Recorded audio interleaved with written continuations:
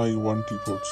একটা হাঁটুর বয়সী অশিক্ষিত গ্রামের গাইয়া মেয়ের সাথে একই ছাদের তলায় আমি বসবাস করতে পারবো না। তুমি আমার যোগ্য না, আর না কখনো আমার যোগ্য হয়ে উঠতে পারবে। সবাই যখন আমার বউ দেখতে চাইবে তখন লজ্জায় মাথা কাটা যাবে আমার।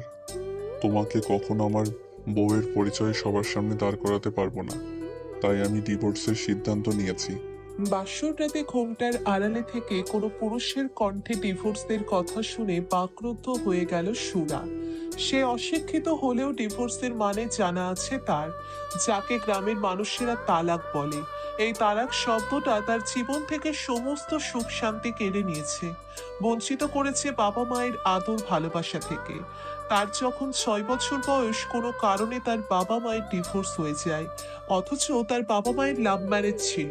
সুরা লোকমুখে শুনতে পেত তার মা নাকি তার বাবাকে ডিভোর্স দিয়ে অন্য একটা লোকের সাথে বিয়ে করে নতুন করে সংসার পেতেছেন। সুরা ছোট হলেও বুঝতে পারত তার মায়ের নামে বন্ধ কথা বলছে লোকজন, কিন্তু মুখ বুঝে সহ্য করা ছাড়া আর কিচ্ছু করার ছিল না সুরার। লোকে পরামর্শ দিয়েছিল সেলিম শেখকে দ্বিতীয় বিয়ে করার, কিন্তু তিনি সুরার কথা চিন্তা করে দ্বিতীয় বিয়ে করতে অস্বীকার করেন। বাবার আদর ভালোবাসায় মা ছাড়া বেড়ে উঠতে লাগলো সুরা। তার বাবা সেলিম শেখ কখনো তার চোখে পানি আসতে দেয়নি, বড্ড ভালোবাসতো তার সুরাকে। কিন্তু সুরার কপালে যেন সুখ সহ্য হলো না। সেলিম শেখ বিদ্যুৎ অফিসে চাকরি করত, আর সেই বিদ্যুৎই তার বাবার প্রাণ কেড়ে নেয়। বাবা মাকে হারিয়ে একা হয়ে পড়ে 6 বছরের সুরা। তার মায়ের লাভ ম্যারেজের কারণে তার নানা নানি মামাদের সাথে তাদের কোনো প্রকার সম্পর্ক ছিল না। ছোট্ট সুরা কার কাছে যাবে, কে করবে, কিছুই বুঝতে পারছিল না। এমন সময় তার দুঃসম্পর্কের কাকা মনিরুল শেখ তার দিকে সাহায্যের হাত বাড়িয়ে দেয়। সুরাকে নিয়ে আসে নিজের গ্রামের বাড়িতে, কিন্তু তার ছিল অভাবের সংসার। ঠিকমতো 2 বেলা 2 মুঠো ভাতও ছুটত না তার। একে তো সংসারে অভাব অনটনের মধ্যে আবার সুরাকে তাদের পরিবারে নিয়ে আসার জন্য মনিরুল শেখের স্ত্রী রহিমা বেগম যেন তেলে বেগুনে চলে ওঠে। তিনি অকথ্য ভাষায় গালিগালাজ করতে থাকেন মনিরুল শেখকে। সুরাকে ঠিকমতো 2 বেলা 2 মুঠো পেট ভরে খেতে দিত না। পান থেকে চুন খসলেই গরম খুন্তির ছ্যাঁকা দিত। সব সহ্য করা ছাড়া আর কোনো উপায় ছিল না সুরার কাছে। প্রতিনিয়ত কাকির অনাদর, অবহেলা, অত্যাচার, নির্যাতন সহ্য করে বড় হতে থাকে সুরা। হঠাৎ ঘোমটার আড়ালে থাকা পুরুষের মুখে আবারও তালাকের কথা শুনে অতীত থেকে বাস্তবে ফিরে আসে সুরা। লোকটার মুখে তালাক দেওয়ার কথা শুনে বুঝতে পারলো এই লোকটা তার বর, যার সাথে আজ সে বিবাহ বন্ধনে আবদ্ধ হয়েছে। কিন্তু তাকে দেখার সৌভাগ্য হয়ে ওঠেনি তার। সুরা দেখতে নজর কাড়া সুন্দরী না হলেও যথেষ্ট সুন্দরী বলা চলে। ডাগর ডগর চোখ, হাঁটু পর্যন্ত ঢেউ খেলার চুল, 5 ফুট 2 ইঞ্চির হালকা পাতলা গরনের মিষ্টি একটা মেয়ে। সে জানে তার বিয়ে একটা বুড়ো 2 বাচ্চার বাপের সাথে ঠিক হয়েছিল। অবশ্য সুরার কাকা এই বিয়েতে রাজি ছিল না, কিন্তু সুরার কাকির লোভ আর জেদের কাছে হার মানতে হয়েছে তার। সুরার যার সাথে বিয়ে ঠিক হয়েছে লোকটা এলাকার চেয়ারম্যান। তার টাকা পয়সার কোনো অভাব নেই, শুধু অভাব একটা বউয়ের। তার বউটা ছোট মেয়েটার জন্ম দিতে গিয়ে মারা গিয়েছে। তার বউ মারা যাওয়ার পর সুরার দিকে তার নজর পড়ে। সুরার কাকিকে ডেকে নিয়ে বিয়ের প্রস্তাব দেন তিনি। এটাও বলেন যে বিয়ের পর তাদের পরিবারের দায়িত্ব নেবেন তিনি। রহিমা বেগমকে আর লোকের বাড়ি বাড়ি গিয়ে ঝিয়ের কাজ করতে হবে না। কথাটা শোনা মাত্রই লোভে চকচক হয়ে ওঠে রহিমার মুখ। তিনি আর কোনো কিছু না ভেবেই রাজি হয়ে যান। বিষয়টা জানার পর সুরা তার নিজের ভাগ্যকে মেনে নিয়েছিল। যার এই পৃথিবীতে বাবা মা নেই, তার সাথে এর থেকে ভালো আর কি বা হতে পারে।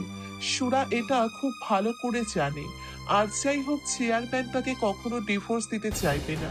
কিন্তু লোকটার মুখে ডিভোর্সের কথা শুনে সুরা তৎক্ষণাৎ ঘোমটা ফেলে দিয়ে ডাগর ডাগর চোখে তার সামনে থাকা লোকটার দিকে তাকিয়ে যেন চমকে উঠল। সে মুখে হাত দিয়ে একটু জোরেই বলে উঠল, ও মোর খোদা, এ কি সুন্দর ব্যাডা মানুষ! এই সুন্দর ব্যাডা মানুষ তুই কি আমার বর রে? আমি তো ভাবছিলাম আমার হয়তো কোনো পুরো ভুড়িওয়ালা লোকের সাথে বিয়ে হয়েছে, কিন্তু এখন তো দেখছি তুই অনেক সুন্দর রে, একেবারে সিনেমার নায়িকের মতো। সুরার মুখে তৈতকারী শুনে রেগে আগুন হয়ে গেল সাফায়াত দেওয়ান। সে কখনো ভাবেনি একটা হাঁটুর বয়সী মেয়ে তার সাথে এইভাবে তুই তুকারি করে কথা বলবে। সাফায়েত দেওয়ান রেগে গর্জন তুলে বলল, হাউ ডিয়ার ইউ? তোমার সাহস হয় কি করে আমার সাথে তুই তুকারি করার? তুমি জানো আমি কে? মনে হচ্ছে তুই আমার বর। কিসের বর? হ্যাঁ, কিসের বর? আমি তোমার বর নই। আমি মানি না এই বিয়ে। খুব শীঘ্রই আমি তোমাকে ডিভোর্স দিয়ে দিব। আবারও ডিভোর্সের কথা শুনে চোখ জ্বলে উঠল সুরার। সুরা বিছানা থেকে নেমে সাফায়াতের দিকে তেড়ে এসে বলল, ডিভোর্সই যখন দিবি তখন বিয়ে করছিস কেন আমারে? বিয়ে করার আগে মনে ছিল না তোর? আমি কি তোর পায়ে ধরে কইছিলাম যে আমারে বিয়া কর? কইনি তো এমন কথা, তাই না? তাহলে আর একবার যদি ডিভোর্সের কথা বলিস তোর মুখ আমি ছিঁড়ে দেব। এই আমি বলে রাখলাম। তুই সুরাকে চিনিস না? সুরাকে চিনিস? তোমার মতো বেয়াদব মেয়েকে চেনার কোনো ইচ্ছাও নেই আমার। সাফায়াতের কথা শুনে সুরা তৎক্ষণাৎ তার শাড়ির আঁচলের নিচ থেকে একটা ছুরি বের করে সাফায়াতের দিকে এগিয়ে যেতে সাফায়াত বলল, আরে আরে, কি করছোটা কি? সুন্দর বেডা মানুষ বুঝি ভয় পাইছে? এটা তোর জন্য না রে, এটা সাথে রাখছি ওই বুড়োর জন্য, যার সাথে আমার বিয়া ঠিক হয়েছিল। ভাবছিলাম বাসুরাতে বেডার বিয়ে করার শখ মিটিয়ে দেব, কিন্তু তোর জন্য আমার সেই ইচ্ছেটা পূরণ হলো না। তোমাকে তো ভেবেছিলাম তুমি হয়তো গ্রামের মেয়ে, সহজ সরল হবে, কিন্তু না, আমি ভুলছিলাম। তুমি একটা বিচ্যুত থেকেও ভয়ঙ্কর, ফালতু একটা মেয়ে। আর একটা কথা যদি তোমার ওই মুখ দিয়ে বের করো, তাহলে কিন্তু তোমার খাবার খাওয়ার জন্য নকল দাঁতের ব্যবহার করা লাগবে। আমি গ্রামের মেয়ে হতে পারি, কিন্তু অবলা নারী না। তুই আমাকে অত্যাচার নির্যাতন করবি আর আমি বসে বসে কি তোর সুন্দর চেহারা ধুয়ে পানি খাবো রে? আমি সোজা পুলিশের কাছে চলে যাব, তোর নামে মামলা দেব, তখন বুঝতে পারবি কত গোবরে কত গন্ধ। লাইক সিরিয়াসলি, তুমি আমাকে পুলিশের ভয় দেখাচ্ছ? এই সাফায়াত দেওয়ানকে, যে কিনা নিজেই একজন পুলিশ অফিসার। পুলিশ অফিসার কথাটা যেন সুরা ঠিক হজম করতে পারল না। তৎক্ষণাৎ সুরা জ্ঞান হারিয়ে সাফায়াতের বুকে ঢলে পড়ল। এই দোষী মেয়ে, open your ice, please talk to me. Safayat সুরার থেকে কোনো রেসপন্স না পেয়ে চিন্তিত স্বরে বলল, যা বাবা, আমি পুলিশ অফিসার শোনা মাত্র সেন্সলেস হয়ে গেল। সাফায়েত সুরাকে নিয়ে বিছানায় শুইয়ে দিয়ে উঠতে যাবে এমন সময় সুরার হাতের দিকে তার নজর পড়ে। ফর্সা হাতে কেমন কালশিটে দাগ পড়ে আছে, যা দেখে সাফায়াতের পা থমকে গেল। নড়তে পারল না সুরার কাছ থেকে। সাফায়াত সুরার কাছে এগিয়ে এসে ইতস্তত বোধ করে সুরার শাড়ির আঁচলটা সরিয়ে দিতেই দেখল পেল সারা শরীরে এমন অসংখ্য দাগ রয়েছে। দেখে মনে হচ্ছে কোনো মারের দাগ, জায়গায় জায়গায় রক্ত জমাট বেঁধে আছে, আবার কোথাও কোথাও ফোসকা পড়ে গেছে, যা গরম তেল ছিটে লেগে হয়েছে, বা কেউ ইচ্ছেকৃতভাবে গরম কিছু চেপে ধরেছে। সব দেখে যেন সাফায়াতের চোয়াল শক্ত হয়ে এলো। সে ভাবতেও পারেনি এমন চটপটে স্বভাবের একটা মেয়ে এত অত্যাচার নির্যাতন সহ্য করেছে।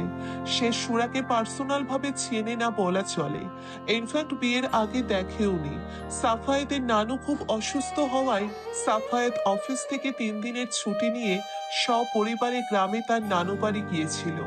সপরিবার বলতে তার আম্মি নাজমা দেওয়ান, বাবা শফিকুল দেওয়ান আর একমাত্র আদরের বোন নুসাইফা দেওয়ান। কিন্তু সবাই গ্রামে গিয়ে দেখে নানু একদম সুস্থ আছেন। তার নাকি মেয়ে, জামাই, নাতি নাতনি সবাইকে একসাথে দেখার ইচ্ছে জেগেছিল, তাই অসুস্থ হওয়ার মিথ্যা কথা বলে সবাইকে একসাথে করেছে। অবশ্য গ্রামে এসে বন্ধ লাগে না সাফায়াতের। গ্রামের সবার সাথে 2 দিন খুব ভালো আনন্দ ঘন মুহূর্তের মধ্য দিয়ে পার করে সাফায়াত। তৃতীয় দিন সাফায়াত সবাইকে গ্রামে রেখে নিজে শহরে ফেরার জন্য রেডি হয়। এমন সময় নাজমা দেওয়ান সাফায়াতের কাছে এসে বলল, আমার একটা অনুরোধ রাখবি সাফি? এমন করে বলছেন কেন আম্মি? এমনটা কখনো হয়েছে যে আমি কখনো আপনার কথার অবাধ্য হয়েছি? আমি জানি তো আমার সাফি আমাকে কত ভালোবাসে, আমার কত খেয়াল রাখে, আমার সব আবদার মেনে নেয়। তাই তো এই শেষ একটা আবদার তোর কাছে করছি, তুই প্লিজ আমাকে ফিরিয়ে দিস না। সাফায়াত নাজমা দেওয়ানকে জড়িয়ে ধরে বলল, আপনি বলুন না আম্মি, আমার কি করতে হবে? আমি কিভাবে আপনাকে খুশি করতে পারি? বিয়ে করতে হবে তোকে, একটা জীবন্ত লাশকে সুন্দর একটা জীবন উপহার দিতে হবে। আমি অনেক আশা নিয়ে তোর কাছে আসছি, প্লিজ সাফি আমাকে ফিরিয়ে দিস না। সরি আম্মি, আমি কখনো আপনার কথার অবাধ্য হইনি। কিন্তু আজ আমি আপনার কথা রাখতে পারলাম না। বিয়ে কোনো ছেলে খেলা নয় আম্মি, বিয়ে সারা জীবনের ব্যাপার। যেইখানে সারা জীবনের প্রশ্ন সেইখানে হুট করে চেনা না জানা না এমন একটা মেয়েকে আমি কিছুতেই বিয়ে করতে পারবো না আমি। মেয়েটা খুব অসহায় সাফি, বাবা মা কেউ নেই। এই পৃথিবীতে যার বাবা মা নেই তার মতো অসহায় দ্বিতীয় আর কেউ নেই। মেয়েটাকে দেখে কেন জানি আমার আপন মনে হচ্ছে আমার কাছের কেউ। দেখেন আম্মি, আমাদের আশেপাশে এমন অসংখ্য অসহায় মেয়ে আছে, তার মানে তো এটা নয় যে সব অসহায় মেয়েদের আপনার ছেলের বউ করবেন। তোর এক লাইন বেশি বোঝা অভ্যাস এখনো গেল না সাফি। আমি সব অসহায় মেয়েদের বিয়ে করতে বলিনি তোকে, শুধু এই গোলাপটা ফুটার আগেই পাপড়ির গুলো ছুড়ে দিতে দিস না। মেয়েটার কাকি শুধুমাত্র টাকার লোভে একটা 2 বাচ্চার বাপের সাথে বিয়ে ঠিক করছে। ওর কাকা মনিরুল আমার হাতে পায়ে ধরে বারবার বলেছে আমি যেন কিছু একটা করি, আমি যেন মেয়েটার জীবন নষ্ট হওয়া থেকে বাঁচাই। তুই তো জানিস এই গ্রামে তোর নানুর কত নাম কামার রয়েছে, সবাই আমাদের কত সম্মান করে। আমি সবাইকে বলে এসেছি মেয়েটাকে আমি আমার ছেলের বউ করে ঘরে তুলবো। এখন তুই যদি এই বিয়েটা না করিস সবার সামনে আমার লজ্জায় মাথা কাটা যাবে, তোর নানুর সম্মানে আঘাত লাগবে। তুই কি চাস সাফি তোর মায়ের অসম্মান হোক, লোকে তাকে ছিছি করুক? সাফায়াত তার মায়ের অসহায় মুখ দেখে পারেনি বিয়েতে না করতে। একদম অপ্রস্তুত ভাবে বিয়েটা হয়ে যায় তাদের। পুরনো কথা মনে হতেই নাজমা দেওয়ানের প্রতি অভিমান হয় সাফায়াতের।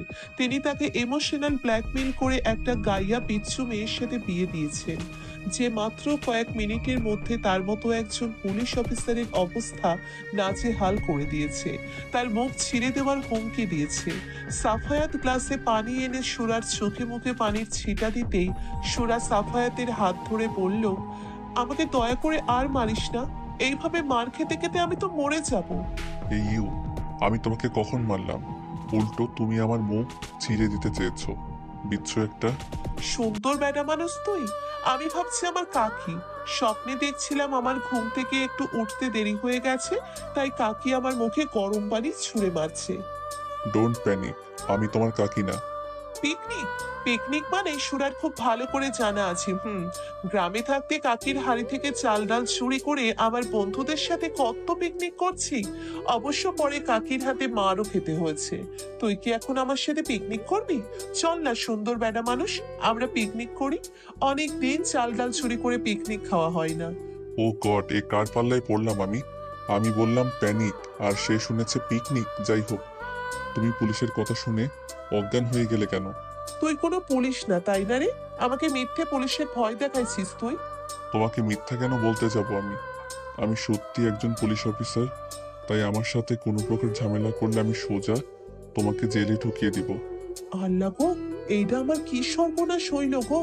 আমি যদি জানতাম আমার পুলিশের সাথে বিয়ে হচ্ছে, আমি কিছুতেই এই সুন্দর বেড়া মানুষের বিয়ে করতাম না। প্রয়োজনে ওই বইরা বেড়ার বউ হতাম। সুরা মাথা চাপড়াতে চাপড়াতে বলল, আল্লাহ গো, আমার আন্ডা বাচ্চাগুলো লুলা হবে গো। এ কি হয়ে গেল আমার জীবনে?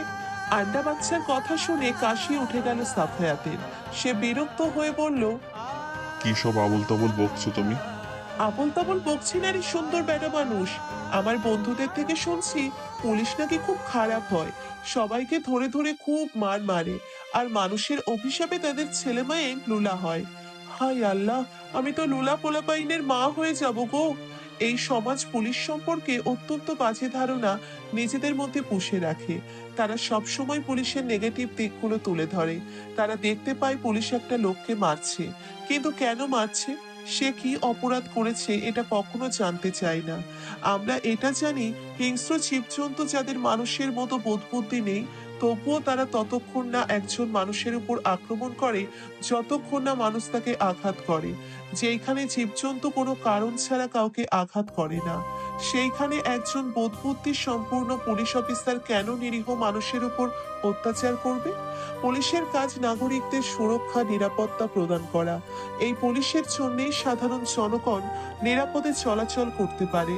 এমনকি ঈদের দিন যখন সবাই নিজেদের পরিবার আপনজন নিয়ে আনন্দ উল্লাসে মেতে ওঠে, তখন সেই পুলিশ নিজের আনন্দ উৎসব বিসর্জন দিয়ে সাধারণ জনগণকে পাহারা দেয়, যেন তাদের আনন্দ উৎসবে কোনো ত্রুটি না হয়। নিজের প্রাণের ঝুঁকি নিয়ে অন্যদের বিপদে ঝাঁপিয়ে পড়ে তারা। এসব কাজের জন্য করে পুলিশ সাধারণ জনগণের মুখে হাসি ফোটানোর জন্য। কিন্তু দিন শেষে পুলিশের বদনাম ছাড়া সুনাম হয় না। এসব কথা সুরাকে বলতে গিয়ে নিজের মধ্যে রেখে দেয় সাফায়াত, কারণ সে জানে সুরা তিলকে তাল বানাতে খুব এক্সপার্ট। কিছু একটা ভেবে সাফায়াত নিজের ফোন সুরাকে দেখিয়ে বলল, তুমি এতক্ষণ পুলিশের নামে যে খারাপ খারাপ কথাগুলো বলছো সেগুলো আমি ফোনে রেকর্ড করে রেখেছি। এরপর যদি আর একটাও বাজে কথা বলো না, আমি প্রমাণ সহ তোমাকে জেলে ভরে দিব। এখন আর একটা কথাও না বলে চুপচাপ বিছানায় শুয়ে পড়ো। তুই কোথায় যাচ্ছিস আমাকে ছেড়ে? আমি পাশের রুমে যাচ্ছি। তোমার মতো একটা মেয়ের সাথে একই বিছানায় জাস্ট ইম্পসিবল। বলেই সাফায়াত রুমের বাইরে পা রাখার আগেই সুরা এসে তাকে পেছন থেকে জড়িয়ে ধরল। তুই আমাকে একা রেখে যেতে পারিস না সুন্দর বেটা মানুষ। আমার একা থাকতে ডর লাগে। আমি তো কখনো একা একটা বিছানায় থাকিনি। আমার সাথে মলি আপা থাকতো। আমি একা একা থাকলে যদি পেতনি এসে আমার ঘাড় মটকে দেয়, যদি আমার পোস্ত খেয়ে হাড্ডিগুলো ফেলে দিয়ে যায়, তখন আমার কি হবে সুন্দর বেটা মানুষ? সাফায়াত কখনো ভাবতে পারেনি সুরা এইভাবে দুহাতে তাকে ছড়িয়ে ধরবে। সাফায়াত বিরক্ত হয়ে সুরার থেকে নিজেকে ছাড়িয়ে নিয়ে বলল, তোমার সাহস দেখে আমি সত্যি অবাক হয়ে যাচ্ছি। আমাকে জড়িয়ে ধরার সাহস হয় কি করে তোমার? জড়িয়ে ধরছি তো কি হয়েছে? তোর শরীরের এক অংশ খসে পড়ে গেছে নাকি চলসে গেছে? জড়িয়ে ধরছি, বেশ করছি। আমার পাড়ার দাদিরা বলছে বরকে জড়িয়ে ধরতে হয়, চুমা দিতে হয়, আমি কত কি বলছি। আর একটা কথা যদি তোমার মুখ থেকে বের হয় আমি সোজা তোমাকে জেলে ভরে দিয়ে আসবো। বেয়াদব মেয়ে কোথাকার, যাও গিয়ে শুয়ে পড়ো। এটা শহর। তোমাদের গ্রামের মতো সস্তা ভূত পেতনি আমাদের এইখানে থাকে না। আর যদি পেতনি থেকেও থাকে, সেই মানুষের ঘাড়ে ভর করবে, কোনো পেতনির ঘাড়ে নয়। পেতনিদের ঘাড়ে কটা মাথা আছে যে সে আর একটা পেতনির ঘাড়ে ভর করবে? খোঁচাটাকে তুই আমারে দিলি সুন্দর বেটা মানুষ? তুই ঠিক কি বোঝাতে চাইছিস আমি পেতনি? অশিক্ষিত হলেও বুদ্ধিমতী আছো তুমি। এখন দয়া করে নিজে ঘুমাও আর আমাকে ঘুমাতে দাও। তুই এই ঘরে থাক না রে সুন্দর বেটা মানুষ। আমার সাথে এক বিছানায় থাকলে তোর গায়ে ফোসকা পড়ে যাবে, তাই তো? ঠিক আছে, তুই বিছানায় থাক। এমনিতেও আমি ওই নরম তুলতুলে বিছানায় শুতে পারবো না। কত নরম বিছানা রে বাবা। আমি বিছানায় বসলে ঠাস করে নিচে চলে যাচ্ছি। সাফায়াত কিছু বলতে যাবে তার আগেই দরজায় টোকা পড়ে। সাফায়াত দরজা খুলে দেখে তার আম্মি এসেছে। নাজমা দেওয়ানকে দরজায় দেখে অবাক হয়ে যায় সুরা। সে জোর গলায় বলে ওঠে, ভালো খালা তুই এখানে? তুই না সেই ভালো খালা যে আমার বিয়ের দিন আমাকে আদর করে ভাত মেখে খাইয়ে দিছিলি? আমি তো ভাবছিলাম তুই পরের পক্ষের কেউ, তাই আমাকে এত আদর করছিলি। তুমি ঠিক ধরেছ সুরা, আমি বরের পক্ষের লোক। কিন্তু আমার তো পুরো চেয়ারম্যানের সাথে বিয়ে হয়নি। এই যে সুন্দর বেড়া মানুষ দেখছিস, ও আমার বর রে বর। আমার বর অনেক সুন্দর না বল? এজন্যই আমি ওর নাম দিছি সুন্দর বেড়া মানুষ। তোমার ওই সুন্দর বেটা মানুষের মা আমি। এ আমার বাড়ি, আর আজ থেকে তোমারও বাড়ি। আমি শুধু তোমার সুন্দর বেটা মানুষের মা না, আমি তোমারও মা। এখন থেকে আমাকে ভালো খালা না, মা বলে ডাকি, কেমন? সুরার কি হলো কে জানে, দৌড়ে গিয়ে নাজমা দেওয়ানের বুকে ঝাঁপিয়ে পড়ল। তিনিও দুহাতে জড়িয়ে ধরলো সুরাকে। সুরা নাক টেনে বলল, তুই সত্যি বলছিস আমি তোকে মা ডাকবো? জানিস, ছোটবেলায় বাবা মাকে হারানোর পর তোর মতো করে কেউ আমাকে আদর করেনি, বুকে টেনে নেয়নি, খাইয়ে দেয়নি। তুই সত্যি আমার মা হবি? হ্যাঁ হব তো, তবে একটা শর্তে। কি শর্ত বল না? আমি মায়ের আদর ভালোবাসার জন্য সব শর্ত পূরণ করব। বড়দের সাথে এরকম তুই তুকারি করা যাবে না, এটা ভালো দেখায় না মা। বড়রা গুরুজন, আর গুরুজন হচ্ছে সম্মানীয় ব্যক্তি, তাদের সাথে তুই তুকারি করতে হয় না। কিন্তু আমি তো এইভাবেই কথা বলি। গ্রামে আমার বন্ধুরা সবাই এমন করেই কথা বলে। সবাই বললে তোমাকেও যে বলতে হবে এমন কোনো কথা নেই মা। তোমাকে আদব কায়দা শিখতে হবে, পড়ালেখা শিখতে হবে, মানুষের মতো মানুষ হয়ে করতে হবে। আমি তোমার কাকাকে কথা দিয়েছি, তোমাকে একটা সুন্দর জীবন উপহার দিব আমি। ঠিক আছে মা, আপনি যা বলবেন তাই হবে। আমি লক্ষ্য করেছি তুমি মাঝে মাঝে কয়েকটা কথা শুদ্ধ ভাষায়ও বলো, আমি জানি তুমি পারবে, শুধু একটু চেষ্টা করতে হবে। আমি চেষ্টা করব মা। এই তো আমার লক্ষ্মী মেয়ে। বলেই নাজমা দেওয়ান সুরার কপালে চুমু এঁকে দিলেন। নাজমা দেওয়ান যাওয়ার সময় সাফায়াতের হাত ধরে বলল, দেখলি তো মেয়েটা ভালোবাসার কতটা কাঙ্গাল। তোরা দুই ভাই সোনার চামচ মুখে নিয়ে জন্মিয়েছিস, যখন যা চেয়েছিস তাই পেয়েছিস, বরং প্রয়োজনের অতিরিক্ত পেয়েছিস। অভাব কাকে বলে বুঝতে পারিস নি। আর মেয়েটা মেয়েটারও তোদের মতো সোনার চামচ মুখে নিয়ে জন্ম হয়েছিল, কিন্তু বেশি দিন সেই সুখ ওর কপালে সহ্য হলো না। শুনেছি ওর যখন 6 বছর বয়স, ওর মা ওকে ছেড়ে চলে যায়। কিছুদিন পরে ওর বাবাও মারা যায়। মেয়েটার জীবনে নেমে আসে অন্ধকার। যে বয়সে ওর হাতে বই থাকার কথা, সেই বয়সে ওর হাতে ধরিয়ে দিয়েছে কড়াই, খুন্তি, গোয়ালের কবর। আমি এখানে এসেছিলাম সুরাকে আমার কাছে নিয়ে যাওয়ার জন্য। পরে মনে হলো তুই আমার ছেলে। আমি তোকে সেই শিক্ষায় বড় করিনি। আমি জানি তুই সুরাকে না মানতে পারলেও সুরার অসম্মান করবি না। দেখ বাবা, সাফি বিয়েটা যেভাবেই হোক হয়েছে। আমি বলছি না তুই সুরাকে এই মুহূর্তে নিজের স্ত্রী হিসাবে মেনে নে, কিন্তু ভালো না বাসিস ফুলটার অযত্ন করিস না বাবা। বলে তিনি প্রস্থান করলেন। নাজমা দেওয়ানের চাওয়ার পানে তাকিয়ে সাফায়াত মনে মনে বলল, আমি আমাকে কত বিশ্বাস করে ভরসা করে, আর আমি সত্যি তো মেয়েটাকে স্ত্রী হিসেবে না মানলেও তার সাথে ভালো ব্যবহার তো করতে পারি। সাফায়াত দেখলো সুরা শুধুমাত্র একটা বালিশ নিয়ে ফ্লোরে শুয়ে পড়েছে। যা দেখে সাফায়াত সুরাকে ডেকে তুলে বলল, বিছানায় গিয়ে শুয়ে পড়ো। না, আমি বিছানায় গেলে তুই আমাকে ছেড়ে চলে যাবি, আর সেই সুযোগে পেতনি এসে আমার ঘাড় মটকে দিব। আমি কোথাও যাচ্ছি না, আমিও বিছানায় ঘুমাচ্ছি। সত্যি? হ্যাঁ বলে দুজনের মাঝখানে একটা কোলবালিশ দিয়ে সাফায়াত শুয়ে পড়ল। যা দেখে সুরাও সাফায়াতের অপর পাশে আস্তে করে শুয়ে পড়ল। হে আল্লাহ, আমি মনে হয় শহীদ হয়ে যাব এই তোলতলে বিছানায় শুতে গিয়ে। তুমি এই বিছানাটাকে শক্ত করে দাও আল্লাহ। সুরার কথা শুনে সাফায়াত বলল, তুমি যদি না ঘুমিয়ে আর একটা কথাও বলো, আমি সোজা বাইরে চলে যাব, আর জানালা দিয়ে পেতনি এসে তোমার রক্ত খেয়ে চলে যাবে। সুরা ভয় পেয়ে সাফায়াতের কেঞ্চি ধরে পড়ল, আমি ঘুমাচ্ছি। অতঃপর সুরা তার কপাল চাপড়াতে চাপড়াতে পড়ল, আই ঘুম ঘুম সুরার চোখের পাতায়, না হলে যে সুন্দর বেডা মানুষ আমাকে ছেড়ে দিবে পেতনিদের খাঁচায়। মাঝরাতে ঘুমের মধ্যে হঠাৎ করে সাফায়াতের মনে হলো যেন কেউ তার হাত কামড়ে গোস্ত উঠিয়ে নিয়ে যেতে চাইছে। সাফায়াত ব্যথায় কোকিয়ে উঠে চলতি রুমের লাইট চালিয়ে দিয়ে দেখে ঘুমের মধ্যে সুরা সত্যি সত্যি তার হাত কামড়ে ধরে রেখেছে। মনে হচ্ছে তার হাত একটা লেগ পিস, আর সুরা সেই লেগ পিস থেকে গোস্ত ছিঁড়ে খেতে চাইছে। সাফায়াত তৎক্ষণাৎ সুরার থেকে নিচের হাত ছাড়িয়ে নিয়ে দেখে সুরার দাঁতের কামড়ের ছাপ স্পষ্ট ফুটে উঠেছে তার হাতে। সাফায়াত একটু জোর দিয়ে সুরার থেকে হাত ছাড়িয়ে নেয়, যার ফলে জেগে যায় সুরা। সুরাকে জাগতে দেখে সাফায়াত রাগান্বিত হয়ে বলে, আর ইউ ক্রেজি? জীবনে কখনো গোশত খাওনি, আর খাবে কিভাবে? মনে হয় না জীবনে কখনো গোশত চোখে দেখেছো। শেষ পর্যন্ত আমার হাত বেছে নিলে ছিঁড়ে খাওয়ার জন্য? সুরা তার 32টা দাঁত বের করে একগাল হেসে বলল, ওই কি হয়েছে জানিস সুন্দর বেড়া মানুষ? আমি স্বপ্নে দেখছিলাম তুই আমাকে বড় রেস্টু ফেস্টুতে নিয়ে গেছিস তো। সাফায়াত সুরাকে হাত দিয়ে থামিয়ে দিয়ে বলল, 1 minute, face to face to কি? আরে রেস্টু ফেস্টু যেখানে বড় বড় সাহেবরা খাবার খেতে যায়। ওটা রেস্টুরেন্ট, রেস্টু ফেস টু নয়। ওই হলো আর কি, যে মিতের মা সেই মাওই মা। শুনবি তো তারপর কি হয়েছে। তুই আমাকে ওইখানে নিয়ে গেছিস, আমি গিয়ে দেখি যে টেবিলের উপর এত এত খাবার রয়েছে, যা দেখে আমার জিভে পানি এসে গেছে।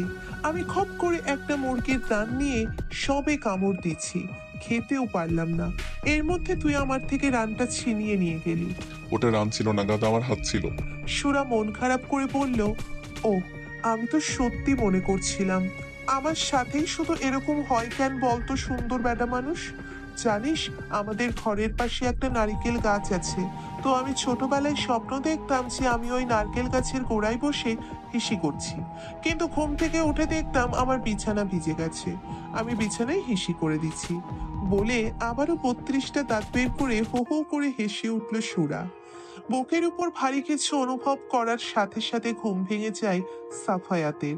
সে চোখ খুলে দেখে সুরা তার বুকের উপর বিড়াল ছানার মতো লেপ্টে রয়েছে। যা দেখে সাফায়াতের রাগ হলেও কিছু না বলে সুরাকে বালিশে শুইয়ে দিয়ে নিজে ওয়াশরুমে গিয়ে অজু করে মসজিদে চলে গেল ফজরের সালাত আদায় করতে। সাফায়াত বাইরে যাওয়ার সাথে সাথে টিপ টিপ করে চোখ খোলে সুরা। তার ঘুম সাফায়াতের আগেই ভেঙেছে, কিন্তু সুরা যখন দেখে সে সাফায়াতের বুকের উপর শুয়ে রয়েছে, তখন ইচ্ছে করে না উঠে ঘুমের ভাব ধরে সেভাবেই পড়ে থাকে। যদিও তার ভালো লাগছিল, আবার ভয়ও করছিল যদি সাফায়াত তাকে বকা দেয়। কিন্তু যখন দেখলো তার বর কিছু বলছে না, তখন সে মটকা মেরে সেভাবেই পড়ে থাকলো। আর সাফায়াতকে বাইরে যেতে দেখে সে লাফ দিয়ে উঠে ওয়াশরুমের দিকে যেতে যেতে পড়ল। গত রাতে মাজেদা খালা বলেছে এটা কলঘর, আর বড়লোকদের ভাষায় কি জানি বলছিল। ও হ্যাঁ, মনে পড়েছে, ওষার রুম। অতপর সুরা ওয়াশরুমে ঢুকে পড়ল, বড়লোকদের ওষার রুম কত সুন্দর রে বাবা, সাবান, স্নো পাউডার, শ্যাম্পু, আয়না সবকিছু আছে। রাতে মাজেদা খালা আমাকে দেখাই দিছিল কোনটা কেমনে কি করতে হবে। দূর ছাতার মাথা, আমি তো সব ভুলে গেছি। খালা কি কি বলছিল? এখন আমি অজু করব কেমনে বলে সুরা শাওয়ারের কাছে গিয়ে বলল, আমার ঠিক মনে আছে, খালা বলছিল এইটাই মোচড় দিলে পানি পড়বে। সুরা তৎক্ষণাৎ একগাল হেসে শাওয়ার চালু করে দিল, আর ওপর থেকে পানি এসে তাকে ভিজিয়ে দিতে লাগলো। যা দেখে সুরা বলল, আরে আরে, এই বাড়ির ছাদ ফুটো হয়ে গেল নাকি? বৃষ্টির পানি ভিতরে এলো কেমনে? এইখানে যেহেতু বৃষ্টি হচ্ছে, তাহলে নিশ্চয়ই রুমের ভিতরে বৃষ্টি হচ্ছে। তার মানে নরম তুলতুলে বিছানাও ভিজে যাচ্ছে। পরক্ষণেই সুরা ওয়াশরুমের সামনে এসে বলল, কিন্তু রুম তো শুকনো আছে। ও, তার মানে ওই যন্ত্রণা থেকে বৃষ্টি হচ্ছে। প্রায় 30 মিনিট পরে সাফায়াত মসজিদ থেকে এসে দেখে সুরা বিছানায় নেই। সুরাকে না দেখে একটু চিন্তিত হয়ে গেল সাফায়াত। তৎক্ষণাৎ তার চোখ গেল ওয়াশরুমের দিকে। ওয়াশরুমের দরজা খোলা রয়েছে, ভেতর থেকে পানি পড়ার আওয়াজ হচ্ছে। সাফায়াত কয়েকবার এই মেয়ে করে ডেকে সুরার সাড়া না পেয়ে ওয়াশরুমে গিয়ে দেখলো সুরা কাক ভেজা হয়ে শাওয়ার বন্ধ করার চেষ্টা করছে। সাফায়াত এগিয়ে গিয়ে শাওয়ার বন্ধ করে দিয়ে ধমকের সুরে বলল, এত সকাল সকাল গোসল করতে কে বলেছে তোমাকে? সব কাজে তোমার পাকনামি করা লাগবে? বেয়াদব মেয়ে একটা, জ্বালিয়ে মারছে আমাকে। সুরা ভয় পেয়ে ন্যাকা কান্না করে বলল, আমি গোসল করতে আসিনি, আমি তো অজু করতে আইছিলাম। কিন্তু যে অজু করার জন্য এই যন্ত্রটা চালু করছি, আর বৃষ্টি শুরু হয়ে গেছে। ন্যাকা কান্না বন্ধ করে তাড়াতাড়ি চেঞ্জ করো, না হলে ঠান্ডা লেগে জ্বর বাঁধিয়ে নিবে। আর জ্বর হলেও সমস্যা কি? আমি তো আছি তোমার সেবা শুশ্রূষা করার জন্য। আমি তো আমাকে তোমার হুকুমের দাস বানিয়ে রেখেছে। আমি তো জামা কাপড় আনিনি, ভেতর থেকে আমার একটা জামা এনে দিবি, সুন্দর বেডা মানুষ? না, দিব না। রাতে আমি কি বলে গিয়েছিলেন তোমাকে তুই তোকারি করতে না করেছিল? ভুলে গিয়েছো সে কথা? 4 আঙ্গুলে একটা মেয়ে হয়ে সাফায়েত দেওয়ানের সাথে তুই তোকারি করে? আর একবার যদি তোমার মুখে তুই তোকারি বেড়া মানুষ শুনেছি, তোর মুখ একদম ভেঙে দিব আমি, কথাটা মাথায় থাকে যেন। বলেই সাফায়াত রুমে এসে দেখে কোথাও সুরার জামা কাপড় কিচ্ছু নেই। সে কি করবে বুঝতে না পেরে তার বোন নোজাইফাকে কল করে তার একটা ড্রেস দিয়ে যাওয়ার জন্য। কিন্তু নোজাইফা কল রিসিভ করার আগেই নাজমা দেওয়ান তার নিজের একটা শাড়ি আর প্রয়োজনীয় সবকিছু নিয়ে এসে বলল, মেয়েটার বাড়ি থেকে ওর জামা কাপড় কিচ্ছু নিয়ে আসেনি, তাই আপাতত আমি এই শাড়িটা নিয়ে আসলাম। এখনকার মতো এটা পরবে, আর তুই আজকে সুরাকে সাথে করে নিয়ে কয়েকটা ড্রেস কিনে দিস। সরি আম্মি, আমার আজ অফিস আছে, আমি যেতে পারবো না। আপনি বা নুজাইফা গিয়ে নিয়ে আসবেন। ঠিক আছে, কিন্তু সুরা কোথায়? ওকে দেখছি না যে। ওয়াশরুমে গিয়ে দেখেন আপনার সুরা আছে, সে অজু করতে গিয়ে গোসল করে বসে আছে। বেয়াদব অশুভ মেয়ে একটা, শুধুমাত্র আপনার জন্য ওকে সহ্য করতে হচ্ছে আমার। আমি কিন্তু আর সহ্য করবো না আম্মি, আপনি ওকে আমার রুমে থেকে নিয়ে যাবেন। নাজমা দেওয়ান প্রতি উত্তরে কিছু না বলে ওয়াশরুমে গিয়ে দেখে সুরা ভিজে কাপড়ে দাঁড়িয়ে আছে। তিনি সুরাকে শাড়ি দিয়ে চলে আসতে যান। এমন সময় সুরা পেছন থেকে ডেকে বলল, আমি তো শাড়ি পরতে পারি না মা, তুই কি আমাকে শাড়িটা পরিয়ে দিবি? পরক্ষণেই সুরার মনে হয় সে আবারও তুই করে বলে ফেলেছে। তৎক্ষণাৎ সুরার দাঁত দিয়ে ছিপ কেটে বলল, ওই মুখ ফসকে আবারও তুই বেরিয়ে গেছে। এই আমার চোখ ছুঁয়ে বলছি, আমি আর কখনো তুই করে বলবো না। মনে থাকবে তো? হ্যাঁ মা, খুব করে মনে থাকবে। নাজমা দেওয়ান মিষ্টি হেসে সুরাকে সুন্দর করে শাড়ি পরিয়ে দিয়ে বলল, ড্রেসিং টেবিলের উপরে আমি কিছু গয়না রেখে এসেছি, এগুলো পরে নিচে আসবে, কেমন? ঠিক আছে মা। সুরা ভেজা কাপড় ব্যালকনিতে মেলে দিয়ে এসে আয়নার সামনে দাঁড়িয়ে চুড়ি কানের দোল পরে একটু জোরের সাথে বলল, ওমা, বড়লোকদের শাড়ি চুড়ি পরে আমাকে কি সুন্দর লাগছে, একদম যেন আসমানের পরী। কিছুদিন আগে বুড়িগঙ্গা নদীর তীরে একটা মহিলার লাশ পাওয়া গিয়েছে, যে কেসের দায়িত্ব সাফায়াতের উপর পড়েছে। সাফায়াত সেই কেসের ফাইল চেক করছিল, এমন সময় সুরার চিৎকার শুনে আয়নার মধ্যে একটা মায়াবী চেহারা দেখে থমকে যায়, যে চেহারার মধ্যে নেই কোনো প্রসাধনীর ব্যবহার। হঠাৎ সাফায়াতের নজর যায় সুরার হাঁটু পর্যন্ত লম্বা চুলের দিকে। চুল থেকে ফোঁটা ফোঁটা পানি পড়ে টাইলস ভিজে গিয়েছে। সাফায়াত কি মনে করে ফাইল বিছানার উপর রেখে হাতে একটা টাওয়াল নিয়ে সুরার পিছনে দাঁড়িয়ে তার লম্বা চুলগুলো মুছে দিয়ে পড়ল। যে চুলে যত্ন নিতে পারো না সে চুল এত বড় রাখার কি দরকার, বেয়াদব মেয়ে। মনিরুল কাকার থেকে শুনেছি আমার বাপ নাকি আমার চুল অনেক পছন্দ করত। তিনি আমার চুলে শ্যাম্পু করে দিত, তেল দিয়ে চুল বেনি করে দিত। ছোটবেলা থেকেই নাকি আমার চুল বড়। অবশ্য কাকি অনেকবার চুল কেটে দিতে চাইছে, সে বলতো আমি এত বড় চুলে শ্যাম্পু তেল দিতে পারবো না, কিন্তু কাকা কাটতে দেয়নি। প্রথম প্রথম আমার বিরক্ত লাগতো, কিন্তু পরে যখন জানতে পারলাম আমার চুল আমার বাপের অনেক পছন্দ ছিল, তখন আর আমার বিরক্ত লাগেনি। আমার মনে হয় এই চুলে আমার বাপের হাতের ছোঁয়া আছে, ভালোবাসা মিশে আছে। বলতে বলতে সুরার চোখ ভিজে গেল। যা দেখে সাফায়াত বলল, তোমাদের মেয়ে জাতির ওই এক সমস্যা, কিছু পারো বা না পারো কথায় কথায় ঠিক চোখের পানি নাকের পানি এক করে দিতে পারো। কথায় কথায় এমন চোখের পানি ফেলে কি শান্তি পাও বলো তো? সাফায়াতের কথা শুনে সুরা তৎক্ষণাৎ সাফায়াতের দিকে ঘুরে তার শার্ট টেনে নিজের নাক পরিষ্কার করে কিছু বলার আগেই সাফায়াত চিৎকার করে বলল, ছি ছি, এটা কি করলে তুমি? নাক পরিষ্কার করার জন্য আর কিছু পেলে না, বেয়াদব মেয়ে? এমন ভাব করছেন যেন আমি আপনার শার্ট দিয়ে নাক নয় হাগু পরিষ্কার করছি। নাকে তো শুধু পানি থাকে, একটু পানি মুছেছি তো কি এমন হয়েছে? সাফায়াত প্রত্যুত্তরে কিছু না বলে রাগে গজগজ করতে করতে ওয়াশরুমে চলে গেল। তার যাওয়ার পানি তাকিয়ে সুরা বলল, চাপ বাবা, আমি তো তার সাথে তৈতুকারি করিনি, তাহলে ব্যাটা এমন রাগ করলো কেন? আমি কি খারাপ কিছু বলছি বা করছি? আমাকে কি তোমার মানুষ মনে হয় না নাজমা? তোমাকে কতবার বললাম এমন একটা গাইয়া অশিক্ষিত মেয়ের সাথে শাফির বিয়ে দিয়ে ছেলেটা জীবন নষ্ট করে দিও না, কিন্তু তুমি তো আমাকে মানুষ বলেই মনে করো না। আমার কথার কোনো মূল্য আছে তোমার কাছে? শাফি যেমন তোমার ছেলে তেমনি আমারও ছেলে। ওর জীবনে সিদ্ধান্ত নেওয়ার অধিকার শুধু তোমার একা নয়, আমারও আছে। একে তো তুমি বিয়েটা দিয়ে মস্ত বড় একটা ভুল করেছো, এখন আবার চাইছো সেটা ঢাকঢোল পিটিয়ে পুরো শহরের মানুষকে জানাতে। হ্যাঁ, তাদেরকে এটা জানতে চাইছো যে শহরের নাম করা একজন বিজনেসম্যান শফিকুল দেওয়ানের একমাত্র ছেলে সাফায়াত দেওয়ান একজন গাইয়া অশিক্ষিত মেয়েকে বিয়ে করে নিয়ে এসেছে? হ্যাঁ, দেখো নাজমা, তুমি খুব ভালো করে জানো এই সমাজে আমার যথেষ্ট নাম কাম আছে। সবাই যখন জানবে আমার একমাত্র ছেলের বউ গাইয়া অশিক্ষিত, তখন সমাজে আমি মুখ দেখাতে পারবো না, লোকে ছিছি করবে আমাকে। এত অহংকার তোমার? সমাজের লোকদেরকে দিয়ে তুমি কি করবে?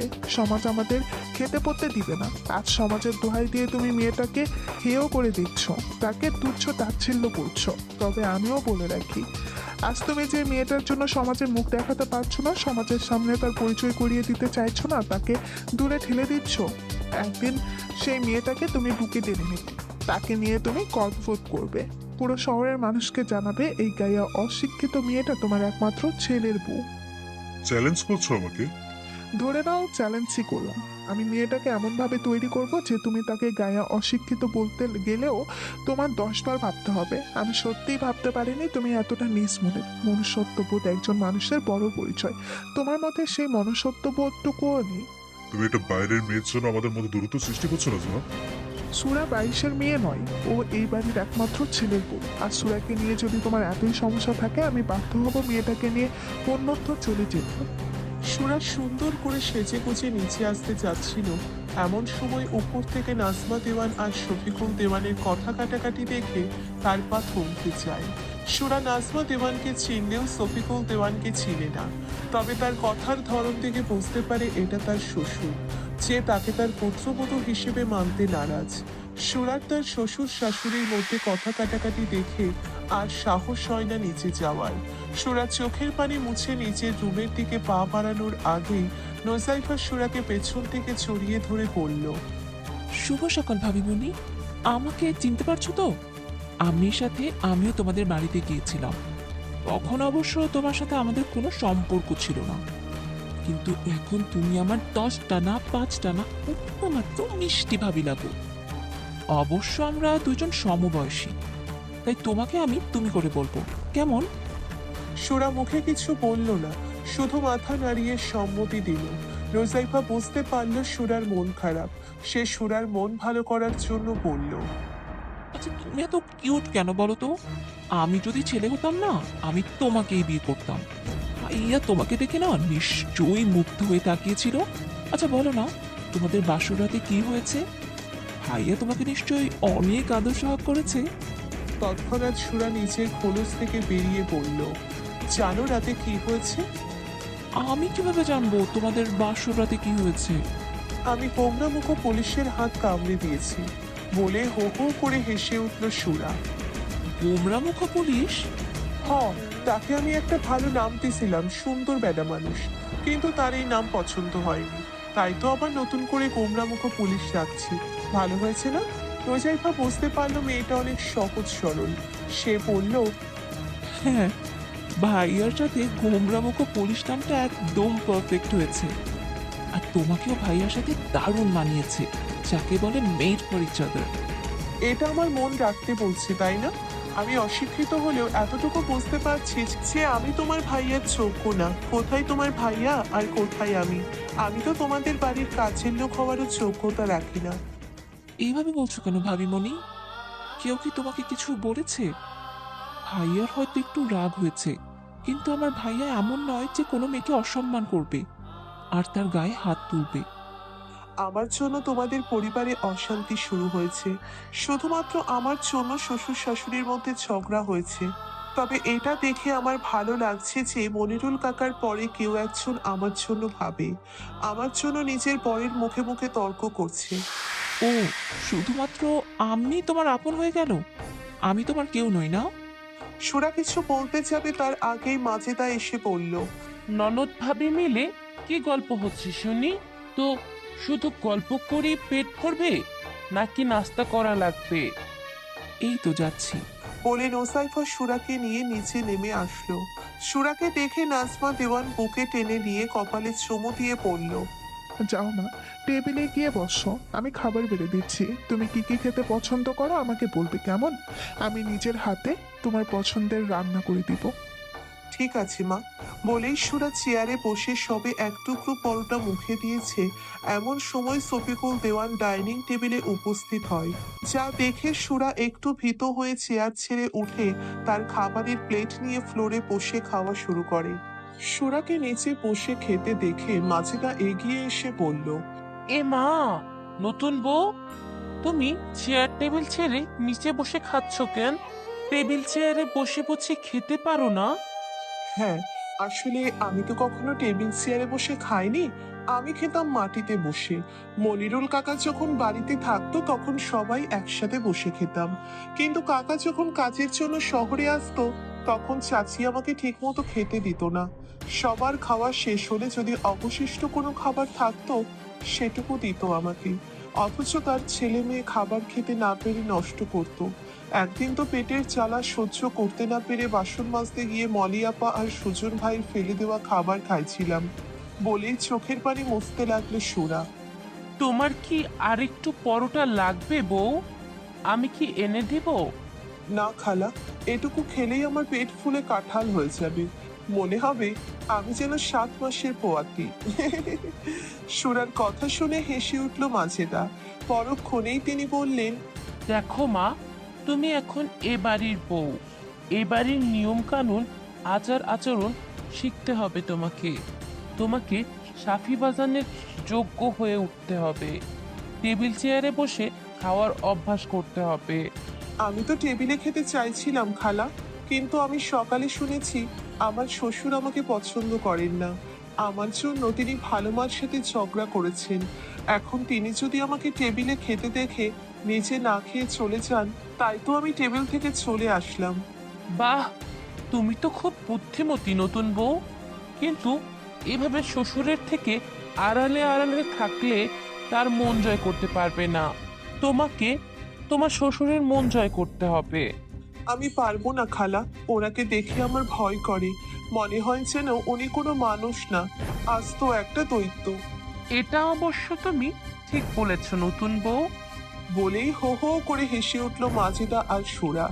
দূর থেকে সুরা আর মাজেদাকে হাসাহাসি করতে দেখে শফিকুল দেওয়ান বলল, খুব তো বড় মুখ করে বলেছিলে এই গাইয়া মেয়েকে তুমি সাফের যোগ্য করে তুলবে, কিন্তু তুমি বোধহয় জানো না কুকুরের পেটে কখনো ঘি হজম হয় না। দেখো কিভাবে চেয়ার টেবিল ছেড়ে নিচে বসে রাজহাঁসের মতো খাবার গপগপ করে গিলছে, যেন এমন খাবার জীবনও চোখে দেখেনি। ওই মেয়েটা এই বাড়ির কাজের মেয়ে হওয়ারও যোগ্যতা রাখে না। আমি তোমাকে আবারও বলছি রাজমা, আশেপাশের লোকজন জানার আগে তুমি মেয়েটাকে যেখান থেকে নিয়ে এসেছিলে সেখানে রেখে এসো। মেয়েটা আমাদের মান সম্মান ধুলোয় মিশিয়ে দেবে। তুমি কি চাইছো আমি এই বাড়ি থেকে বেরিয়ে যাই? বুঝতে পারছি না, একটা অসহায় এতিম মেয়েকে নিয়ে তোমার এত সমস্যা কিসে? মেয়েটার এত মায়াবী চেহারা দেখলেই কেমন যেন মায়া লাগে, ওকে চড়িয়ে নিতে ইচ্ছে হয়। কথাই কথা বাড়ে, তবুও এই কথাটা আমি না বলে থাকতে পারছি না। শফিকুর, ভুলে যেও না তুমিও একজন এতিম ছিলে।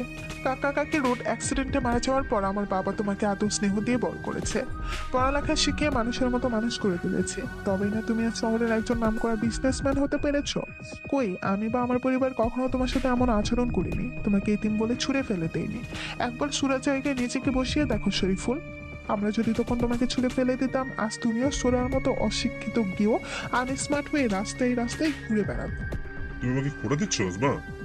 খোটা নয় শফিকুল, আমি তোমাকে তোমার পরিস্থিতির কথা বোঝাতে চাইছি। পরিস্থিতি মানুষকে কখন কোথায় নিয়ে যায় এটা কেউ বলতে পারে না। সুরার পরিচয় নিয়ে তোমার সমস্যা, তাই তো? ঠিক আছে, আমি যতদিন না পর্যন্ত সুরাকে এই বাড়ির উপযুক্ত বউ হিসেবে গড়ে তুলতে না পারছি ততদিন কেউ সুরার আসল পরিচয় জানবে না। সবাই এটাই জানবে যে সুরা আমার বোনের মেয়ে। সাফায়াত নাস্তা শেষ করে অফিসে যাওয়ার জন্য রেডি হচ্ছিল, এমন সময় সুরা এসে বলল, ও পুলিশ পুলিশ, তুই কি আমার উপর রাগ করছিস? তোকো রাগ করেছেন? আমি আপনার শার্টে নাকের পানি মুছছি তাই? আমি আপনার শার্ট একদম পরিষ্কার করে ধুয়ে দিব, তবুও তুই আমার উপর রাগ করে থাকিস না। তুমি যে কাজ করেছো তাতে তোমার উপর রাগ করবো না তো কি করব? তোমাকে কোলে নিয়ে ঘুরে বেড়াবো? সুরা খুশি হয়ে তার দুই হাত উঁচু করে দিয়ে বলল, সত্যি করে নিবি পুলিশ? নে না। সাফায়াত সুরার কথায় বিরক্ত হয়ে তার হাতে থাকা চিরুনি নিচে ছুঁড়ে ফেলে দিয়ে সুরার দুই বাহু চেপে ধরে বলল, তুমি আমাদের শুধু ঘ্যান ঘ্যান প্যান প্যান করতে? তোমার জন্য যে আমাদের সুখের সংসারে অশান্তি সৃষ্টি হয়েছে এটা কি তুমি বুঝতে পারছো না? শুধুমাত্র আমি আর বাবার মধ্যে তোমার জন্য দূরত্ব সৃষ্টি হয়েছে। আমাদের সংসারটা শেষ হতে চলেছে। সাফায়াত সুরার বাহু এমন ভাবে চেপে ধরেছে যে ব্যথায় চোখ থেকে পানি গড়িয়ে পড়ে সুরার। সুরার চোখে পানি দেখে সাফায়াত তৎক্ষণাৎ সুরার বাহু ছেড়ে দিয়ে বলল, তোকে যেন আর কখনো আমার চোখের সামনে না দেখি, তাহলে কিন্তু একদম খুন করে ফেলবো তোকে। বলেই সাফায়াত বেরিয়ে গেল। সাফায়াতের চাওয়ার পানে তাকিয়ে সুরা ধপ করে নিচে বসে পড়ে বলল, সত্যিই তো আমার জন্য তাদের সংসারে অশান্তি সৃষ্টি হয়েছে। আমি আসলে একটা অপয়া অলক্ষী। বাপমা যে কেন আমাকে একা রেখে চলে গেল, আমি কি করব এখন? কোথায় যাব? কাকার সংসারে থাকাকালীন আমি তাদের সংসারে অশান্তির কারণ ছিলাম, আর এখন এই সংসারের অশান্তির কারণ হয়ে গেছি। অতঃপর সুরা চোখের পানি মুছে বলল, না না, আমি কারো অশান্তির কারণ হতে চাই না। আমি চাই আমার পুলিশ বর, ভালো শাশুড়ি, দৈত্য শ্বশুর সবাই ভালো থাকুক। বলেই সুরা নিচে এসে দেখলো দরজা খোলা রয়েছে, অথচ নিচে কেউ নেই। সবাই হয়তো যার যার রুমে রয়েছে। সুরা কোনো কিছু না ভেবে তৎক্ষণাৎ বাড়ি থেকে বেরিয়ে পড়লো। সে জানে না তার গন্তব্য কোথায়। সে হাঁটতে হাঁটতে শহরের মধ্যে চলে আসে। শহরে এত গাড়ি দেখে সুরার হাত পা কাঁপতে থাকে। সকাল সকাল সাধারণত যানজট সমস্যার সৃষ্টি হয়। সবাই তারাই আছে তাদের নিজেদের গন্তব্যের সময় মতো পৌঁছানোর জন্য। সুরার দিকে কারো কোনো খেয়াল নেই। সে বুঝতে পারছে না কোন দিক থেকে কোন দিকে যাবে। হঠাৎ সুরার খেয়াল হয় সাফায়াত রাস্তার অপর প্রান্তে পুলিশের ইউনিফর্ম পরে গাড়ি নিয়ে দাঁড়িয়ে কারোর সাথে কথা বলছে, যা দেখে সুরার মুখে এক চিলতে হাসি ফুটে ওঠে। মুহূর্তের মধ্যে সুরা ভুলে যায় তার পুলিশ পরের করা অপমানের কথা। সে কোনো দিকে না তাকিয়ে এ পুলিশ বলে দৌড়ে তার পুলিশ পরের কাছে যেতে যায়, কিন্তু তার আগেই একটা গাড়ি এসে ধাক্কা দিয়ে সুরাকে ফেলে দেয়। মুহূর্তের মধ্যে সুরার কোমল রক্তাক্ত দেহ নিচে পড়ে যায়। কি বলছেন আম্মি? মেয়েটাকে পাওয়া যাচ্ছে না মানে কি? আমি তো বাড়ি থেকে আসার সময় আমার রুমে দেখে এসেছিলাম। হ্যাঁ রে সাফি, কোথাও সুরাকে পাওয়া যাচ্ছে না। আপনি মেয়েটাকে চিনতে পারেননি আম্মি? আজ তো একটা বিচ্ছু মেয়ে, দেখেন কোথাও মটকা মেরে পড়ে রয়েছে। তুই সুরাকে চিনতে না পারলেও আমি তাকে চিনতে ভুল করিনি। মেয়েটা একদম ঘাঁটি সোনা। আমার তো সন্দেহ হচ্ছে তোকে নিয়ে। আমি শেষবার সুরাকে তোর রুমে যেতে দেখেছিলাম, এরপর থেকে মেয়েটার আর দেখা মেলেনি। তুই সুরাকে আবার কিছু বলিসনি তো? হ্যাঁ বলেছে আম্মি, কিন্তু সেরকম কিছু তো বলিনি। শুধু বলেছে আমার রুমে আসবে না, ব্যাস। একটু কথা তো রাতেও বলেছিলাম, কিন্তু তারপরও মেয়েটা এসেছিল আমার রুমে। তাহলে হঠাৎ করে কোথায় গেল মেয়েটা? আমার একই প্রশ্ন, কোথায় গেল মেয়েটা? ভেতরটা কেমন যেন কুগাইয়ে। ওর তো শহরের কিছুই চেনা জানা নেই। মেয়েটার কোনো বিপদ হলো না তো?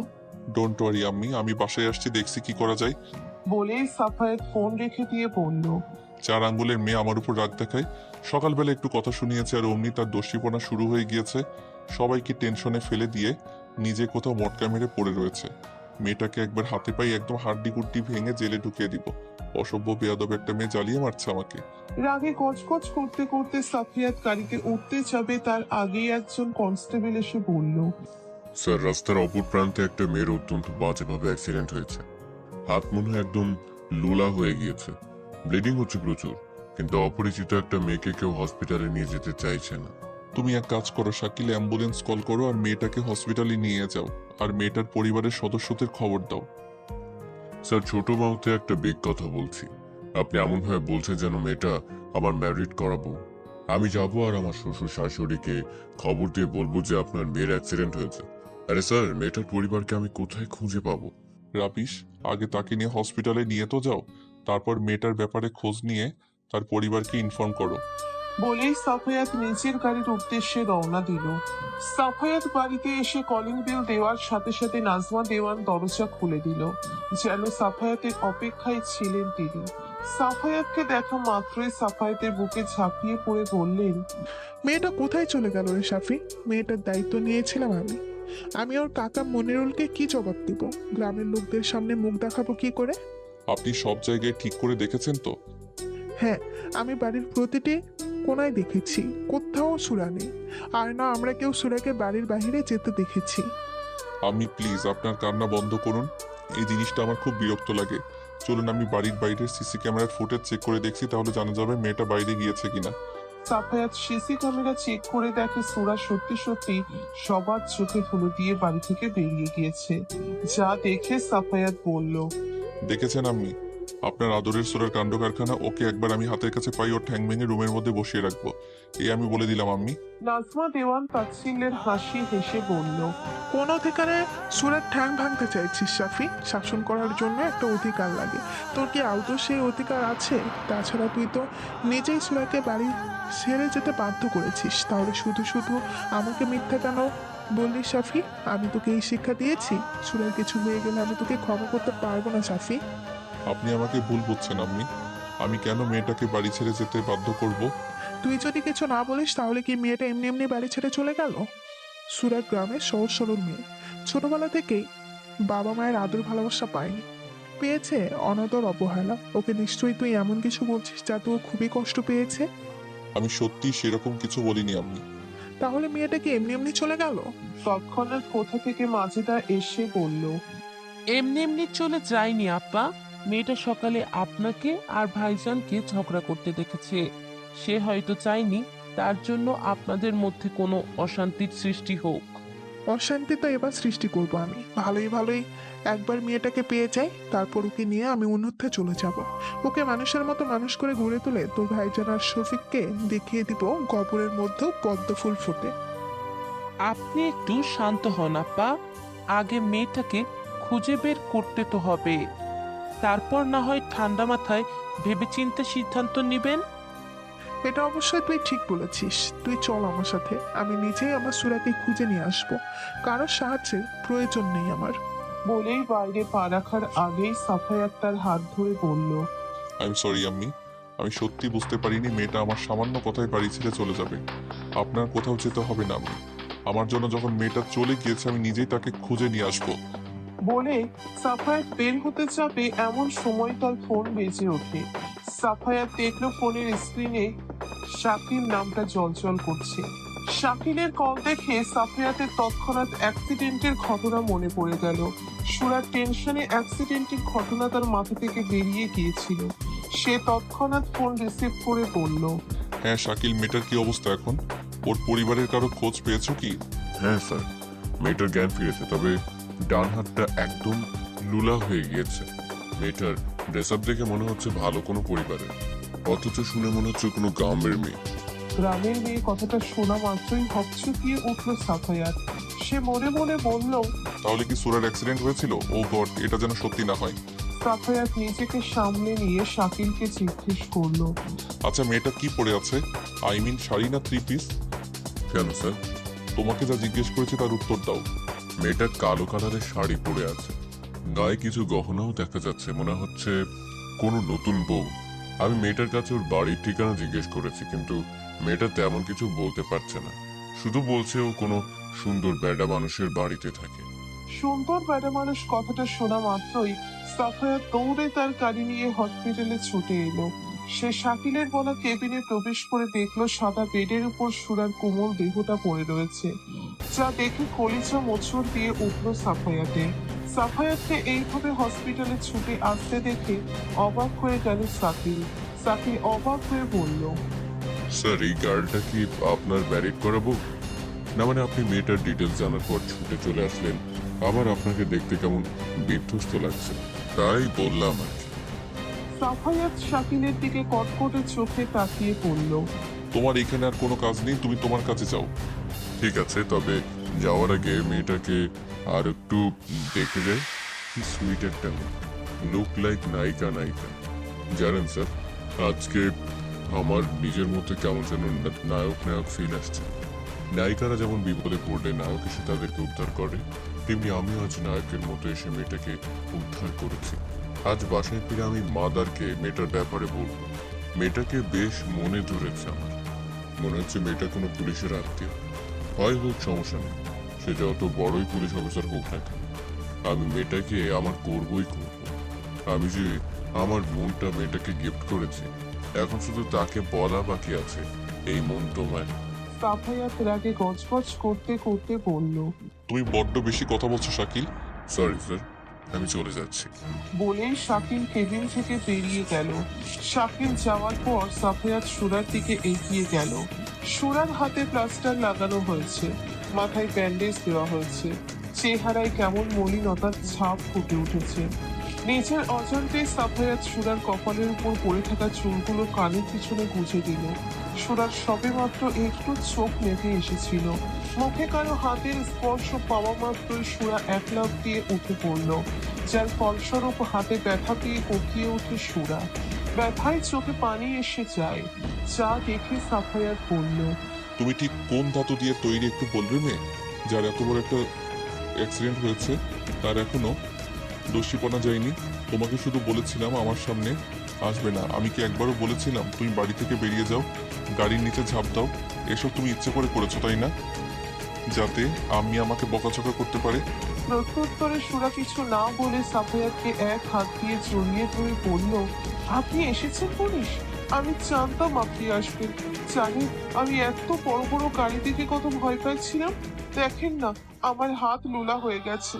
তার মানে পাড়ার দাদিরা যা বলছিল সত্যি বলছিল, পুলিশের পোলাপাইন সত্যি সত্যি লোলা হয়। কিন্তু আমার মনে হয় কখনো পোলাপাইন হবে না, তাই আমিই লোলা হয়ে গেছি। বেশ হয়েছে, হাত লুলা হয়ে গিয়েছে। তোমার মুখটা যদি বন্ধ হয়ে যেত তাহলে আমি আরো বেশি খুশি হতাম। গাড়ি তোমার হাতের উপর দিয়ে না উঠে মুখের উপর দিয়ে উঠলো না কেন? এইভাবে বলতে পারলেন পুলিশ? যদি আমি মরে যেতাম তখনও নিশ্চয়ই আপনি খুব খুশি হতেন, তাই না? অবশ্য খুশি হবারই কথা। আমি বললে আপনি আপনার পছন্দের মতো আর একটা বিয়ে করতে পারবেন। আপনি খুব খারাপ পুলিশ, আমাকে একটুও ভালোবাসেন না। ছোটবেলায় আমার নাক ঘামতো বলে দাদিরা বলতো, দেখিস সুরা, তুই বর কপালে হবি, তোর বর তোকে অনেক ভালোবাসবে, আদর সোহাগ করবে। কিন্তু এখন বুঝতে পারছি তারা মিথ্যা বলছিল। বলেই সুরা সাফায়াতের শার্টে নাক মুছতে যাবে, তার আগেই সাফায়াত জোর গলায় বলল, এই স্টপ। আর যদি তুমি আমার ইউনিফর্ম নষ্ট করেছো তোমাকে সোজা জেলে ঢুকিয়ে দেব। বেয়াদব অসভ্য মেয়ে একটা, জ্বালিয়ে মারছে আমাকে। এরই মধ্যে কেবিনে নাজমা দেওয়ান, নোসাইফা আর মাজেদা প্রবেশ করলো। সবাইকে দেখে সাফায়াত তৎক্ষণাৎ সুরাকে ছেড়ে দিয়ে বলল, আপনি এসেছেন আম্মি, ভালোই হয়েছে। আমায় থানায় যেতে হবে। আপনি মেয়েটাকে নিয়ে বাসায় চলে যান। মেয়েটাকে নিয়ে তো চিন্তা না করলেও চলবে, আমি আছি তো মেয়েটার জন্য, ওর আর কাউকে প্রয়োজন নেই। সাফায়াত নাজমা দেওয়ানকে জড়িয়ে ধরে চুমো দিয়ে বলল, ইদানিং আপনাকে আমি চিনতে পারি না আম্মি, সব প্রশ্নের তেরা তেরা উত্তর দেন। আমাকে আর আগের মতো ভালোবাসেন না। এখন আপনার সব ভালোবাসা ওই মেয়েটার জন্য। এটা ঠিক নয় আম্মি। বলেই সাফায়াত কেবিন থেকে বেরিয়ে গেল। রাত 10টা বাজে সাফায়াত বাড়ি ফিরে নিজের রুমে এসে দেখে সুরা নেই। সাফায়াত তৎক্ষণাৎ নোসাইফাকে কল করে তার রুমে আসতে বলল। সাথে সাথে নোসাইফা এসে বলল, পকেট কি ইদানিং একটু বেশি গরম হচ্ছে তোমার? এইখান থেকে এইটুকু কল করে ডেকে আনছো যে? ফালতু কথা বাদ দেন। মেয়েটাকে কি হসপিটাল থেকে আনিসনি? নোসাইফা বুঝতে পারলো সুরার কথা বলছে, তবুও বলল, কোন মেয়েটা ভাইয়া? আরে ওই বিচ্ছু মেয়েটা।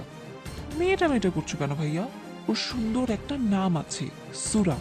সুরা বউ হয় তোমার ভাইয়া। গিয়ে দেখো আম্মির রুমে আছে তোমার বউ। যতদিন না ভাবিমণি সুস্থ হয় ততদিন আম্মির কাছেই থাকবে। আম্মির কাছে থাকবে মানে কি? আমি নিজেই তো অসুস্থ। একজন অসুস্থ মানুষ অন্য একজনের দেখাশোনা করবে কিভাবে? তো আম্মি করবে না তো কে করবে? ভাবিমণির তো যে অবস্থা, মেয়েটা না পারবে খেতে, না পারবে ওয়াশরুম যেতে, আর না পারবে চেঞ্জ করতে। মাজেদা খালা যে থাকবে মেয়েটার কাছে তারও তো উপায় নেই। মাজেদা খালার ভাইয়ের মেয়ের বিয়ে, তিনি হসপিটাল থেকে এসে সোজা গ্রামে চলে গিয়েছে। ফিরতে তো কিছুদিন দেরি হবে, তাই বাধ্য হয়ে আম্মিকে ভাবিমণির দেখাশোনা করতে হচ্ছে। সাফায়াত আর এক মুহূর্ত দেরি না করে নাজমা দেওয়ানের রুমে চলে এলো। সাফায়াত এসে দেখলো সুরা ঘুমোচ্ছে, আর বিছানার পাশে রাখা টেবিলের উপর খাবার ঢেকে রাখা হয়েছে। হয়তো এখনো মেয়েটা খাবার খায়নি। সুরার ঘুমন্ত মুখ দেখে সাফায়াতের কেন জানি মায়া হলো। তার ইচ্ছে করলো না মেয়েটাকে আর বকা দেবার। সে রুমের বাহিরে চলে আসতে চেয়েও কি মনে করে ফিরে গিয়ে সুরাকে কোলে তুলে নিল। সাফায়াত সুরাকে কোলে করে নিয়ে বেরিয়ে আসার পর নাজমা দেওয়ান ওয়াশরুম থেকে বেরিয়ে আসে। তিনি এতক্ষণ ইচ্ছে করে ওয়াশরুমে লুকিয়ে লুকিয়ে দেখছিল সাফায়াত কি করে। তিনি চেয়েছিলেন আজই সুরাকে নিয়ে তার বোনের বাসায় চলে যাবেন, কিন্তু সাফায়াতের সুরার প্রতি কেয়ার থেকে তিনি তার সিদ্ধান্ত পরিবর্তন করছেন। হসপিটালে সাফায়াত যখন সুরাকে জড়িয়ে ধরেছিল, সেটা দেখে নাজমা দেওয়ানের চোখ খুশিতে ছলছল করে উঠেছিল। তিনি তখনই সিদ্ধান্ত নেন সুরাকে সাফায়াতের চোখের সামনে তার কাছাকাছি রাখবেন। তাই তো তিনি ইচ্ছে করে সুরাকে রাতের খাবার, মেডিসিন কিছুই দেয়নি। তিনি চান সাফায়াত নিজে সুরার কেয়ার করুক, সুরাকে একটু একটু করে নিজের মনের জায়গা দিক, তাকে ভালোবেসে কাছে টেনে নিক। সাফায়াতকে সুরাকে নিয়ে বের হয়ে যেতে দেখে তিনি স্বস্তির নিঃশ্বাস ছেড়ে পড়ল। ভাগ্যিস মাজেদাকে বুদ্ধি করে গ্রামে পাঠিয়ে দিয়েছিলাম। এবার আমিও দেখব দুজনের মধ্যে ভালোবাসাবাসি না হয়ে কোথায় যায়। একসাথে থাকতে থাকতে সাফির ঠিক সুরার প্রতি ভালোবাসার জন্ম নেবে, আর সেই দিনটাই হবে আমার আনন্দের দিন। সুরার ঘুমের মধ্যে মনে হলো সে যেন শূন্যে ভাসছে। সে ঘুমের মধ্যেই চিৎকার করে বলল, ভূত ভাই, ভূত ভাই, দয়া করে আমার রক্ত খাস না। আমার পুলিশ বোনের গায়ে অনেক গোস্ত, অনেক রক্ত আছে। আমার গায়ে তো হাড্ডি ছাড়া কিছুই পাবি না। রাস্তার কুকুরও আমার দিকে তাকিয়ে ভাবে সে আমার গোস্ত খাবে নাকি তার গোস্ত আমাকে দান করবে। তুই আমাকে ছেড়ে দিয়ে আমার পুলিশ বরকে ধর। সুরার কথাই সাফায়াত বিরক্ত হয়ে ধমক দিয়ে বলল, তুমি যদি তোমার নন স্টপ বকবক বন্ধ না করো, আমি কিন্তু তোমাকে নিচে ফেলে দিয়ে বাকি যে হাতটা আছে সেটাও ভেঙে দিব। তারপর তুমিও ভূতের দলে যোগ দিবে। সাফায়াতের ধমক খেয়ে সুরার ঘুম উবে যায়। সে তৎক্ষণাৎ এক হাত দিয়ে সাফায়াতের গলা জড়িয়ে ধরে বলল, আমাকে নিচে ফেলবেন না সুন্দর বেটা মানুষ। আমার ভূত হওয়ার কোনো ইচ্ছে নেই। আমি আপনাকে ছেড়ে ভূতের কাছে যাব না। প্রত্যুত্তরে সাফায়াত সুরাকে বিছানায় বসিয়ে দিয়ে বলল, এইখানে চুপচাপ বসে থাকবে, আমি ফ্রেশ হয়ে এসে তোমাকে খাইয়ে দিব। আমি এই তুলতুলে বিছানায় বসবো না পুলিশ, আমি ঠাস করে নিচে চলে যাব তো। সাফায়াত প্রত্যুত্তরে কিছু না বলে কটমটে চোখে সুরার দিকে তাকিয়ে ওয়াশরুমে চলে গেল। যা দেখে সুরা ভয়ে একদম চুপসে গিয়ে বলল, যা বাবা, আমি আবার কি করলাম?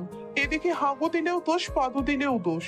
সুরার ভাবনার মাঝে হঠাৎ দরজা খোলার শব্দ পেয়ে সুরা পাশ ফিরে তাকাতেই দেখলো সাফায়াত শুধুমাত্র ট্রাউজার পরা অবস্থায় রয়েছে। হয়তো শাওয়ার নিয়ে বেরিয়েছে, তার গা বেয়ে বিন্দু বিন্দু মুক্তোর মতো পানি পড়ছে, যা দেখতে বড্ড ভালো লাগছে সুরার। ইচ্ছে হচ্ছে একবার ছুঁয়ে দেওয়ার। সাফায়াত সুরাকে নির্লজ্জের মতো তার দিকে তাকিয়ে থাকতে দেখে বলল, what the hell are you? এইভাবে নির্লজ্জের মতো তাকিয়ে রয়েছো কেন? জীবনে কখনো ছেলে দেখোনি? নাকি ভাবছো আজ রাতে আবার কোন জায়গার গোশত ছিঁড়ে খাবা? আপনি এত সুন্দর কেন পুলিশ? আপনি সুন্দর বলেই কি আমাকে ভালোবাসেন না? ওই বুড়া চেয়ারম্যান আমার বর হলে ঠিকই আমাকে ভালোবাসতো। বেয়াদব অশুভ মেয়ে একটা। ভালোবাসার কি বোঝো তুমি? হ্যাঁ, যার নাক টিপলে এখনো দুধ বের হবে, তার মুখে সবসময় ভালোবাসার কথা। আর একবার যদি তোমার মুখে ভালোবাসার কথা শুনেছি, তোমার মুখ আমি ভেঙে দিব। সাফায়াতের ধমক খেয়ে সুরা বিছানায় গাল ফুলিয়ে বসে রয়েছে। সাফায়াত নাজমা দেওয়ানের রুমে এসে সুরার খাবার আর মেডিসিন নিয়ে এসে নিজের হাতে ভাত মেখে সুরাকে খাইয়ে দেয়। সুরাও তৃপ্তির সহকারে সম্পূর্ণ খাবার শেষ করে, কিন্তু বিপত্তি বাধে ঔষধ খাওয়া নিয়ে। সুরা কিছুতেই ঔষধ খাবে না। এক পর্যায়ে সাফায়াত সুরাকে জোর করে ঔষধ খাইয়ে দেয়, যার ফলস্বরূপ সুরা গলগল করে বমি করে নিজের শাড়ি ভিজিয়ে দিয়ে সাফায়াতের ভয়ে কান্না করে দেয়। সুরার কান্না দেখে সাফায়াতের রাগ নিমেষেই পানি হয়ে যায়। সে সুরার দিকে এগিয়ে গিয়ে সুরার চোখের পানি মুছে দিয়ে বলল, আমি কি তোমাকে মেরেছি নাকি বকা দিয়েছি? তুমি ঠিক কি করতে চাইছো বলো তো? এমনিতেই একটা কেস নিয়ে মাথা খারাপ হয়ে যাচ্ছে। থানা থেকে ফিরে এসে যে একটু শান্তি করবো তারও উপায় নেই। তুমি কি বাচ্চা মেয়ে যে জোর করে তোমাকে ওষুধ খাওয়াতে হবে? আমি ঔষধ খেতে পারি না পুলিশ। সেটা পারবে কেন? পারবে তো শুধু আমার মাথা খেতে। আমার মাথা খেয়েই তো তোমার শান্তি মেলে। যেটুকু খাবার খেলে সেটা তো দিলে বমি করে উঠিয়ে। শাড়িটাও নোংরা করে দিলে। আমি অনলাইনে তোমার ড্রেস অর্ডার করেছি, ড্রেস সকালে দিয়ে যাবে, কিন্তু এখন কি পরবে তুমি? আপনি আমাকে একটু ধরে ওষার রুমে নিয়ে চলুন, আমি ধুয়ে পরিষ্কার করে নিব। ডাফার একটা, ধুয়ে পরিষ্কার করে ভেজা কাপড়ে থাকবে তুমি? সাফায়াতের কথায় সুরা কিছু না বলে চোখের পানি ফেলতে লাগলো। সুরার থেকে কোনো রেসপন্স না পেয়ে সাফায়াত সুরাকে নিয়ে ওয়াশরুমে রেখে কাবার থেকে নিজের একটা শার্ট নিয়ে সুরাকে বলল, আপাতত আমার এই শার্ট ছাড়া তোমাকে পরতে দেওয়ার মতো আর কিছু নেই। এখনকার মতো এই শার্টটাই পরো, সকালে তোমার ড্রেস চলে আসবে।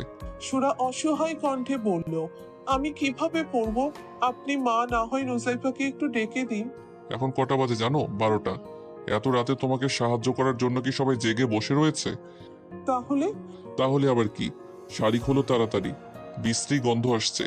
আপনার সামনে খুলতে পারবো না, আপনি বাইরে যান। আমার মাথা ব্যথা করছে মেয়ে, তোমার এত রং তামাশা দেখার সময় নেই। বলে সাফায়াত সুরার শাড়ির আঁচলে হাত দিতেই সুরা চিৎকার করে উঠল, যা দেখে সাফায়াত সুরার মুখ চেপে ধরে বলল, গাধা, এত রাতে চিৎকার করে মানুষ জড়ো করতে যাচ্ছ তুমি? সবাই কি ভাববে সেই বিষয়ে কোনো আইডিয়া আছে তোমার? ঠিক আছে, আমি লাইট অফ করে দিচ্ছি, তাহলে নিশ্চয়ই তোমার সমস্যা হবে না। ঠিক আছে। সাফায়াত লাইট অফ করে সুরার শাড়ি চেঞ্জ করে তাকে শার্ট পরিয়ে বিছানায় এনে বসিয়ে দেয়। সুরার যেন লজ্জায় মরি মরি অবস্থা হয়ে গিয়েছে। সে ভুলেও সাফায়াতকে দিকে তাকিয়ে দেখছে না, যা দেখে সাফায়াত সুরাকে ইজি করতে বলল, দেখো মেয়ে, তোমার এত লজ্জা পাওয়ার মতো আমি কিছুই করিনি, সো এসব লজ্জা পাওয়া বন্ধ করো। বলেই সাফায়াত সুরার কাছে বসে তার পা নিচের দিকে টেনে এগিয়ে নিয়ে যেতেই সুরা কেঁপে উঠে তুতলাতে তুতলাতে বলল, কি কি করতে চেয়েছেন পুলিশ? তোমাকে আদর করতে। সত্যি? হ্যাঁ। মিথ্যে বলছেন না তো পুলিশ? আদর করার নামে আবার ঔষধ খাওয়াবেন না তো? আমি কিন্তু আর কোনো ঔষধ খেতে পারবো না। ঔষধ দেখলেই আমার অস্থির লাগে, মাথা ঘুরে বমি আসে। তুমি কি 1 মিনিটও চুপচাপ থাকতে পারো না? শরীরের যে কোনো একটা অংশ ক্ষতিগ্রস্ত হলে আমরা অসুস্থ হয়ে যাই। আমাদের কথা বলার মতো কোনো মুড থাকে না। কিন্তু তুমি তো দেখছি ননস্টপ বকবক করেই যাচ্ছ। অ্যাক্সিডেন্টের কোনো ইফেক্ট তোমার উপর পড়েনি, আর একটা কথাও না বলে চুপচাপ থাকো। আর দেখো আমি কি করি। চুমু দিবি?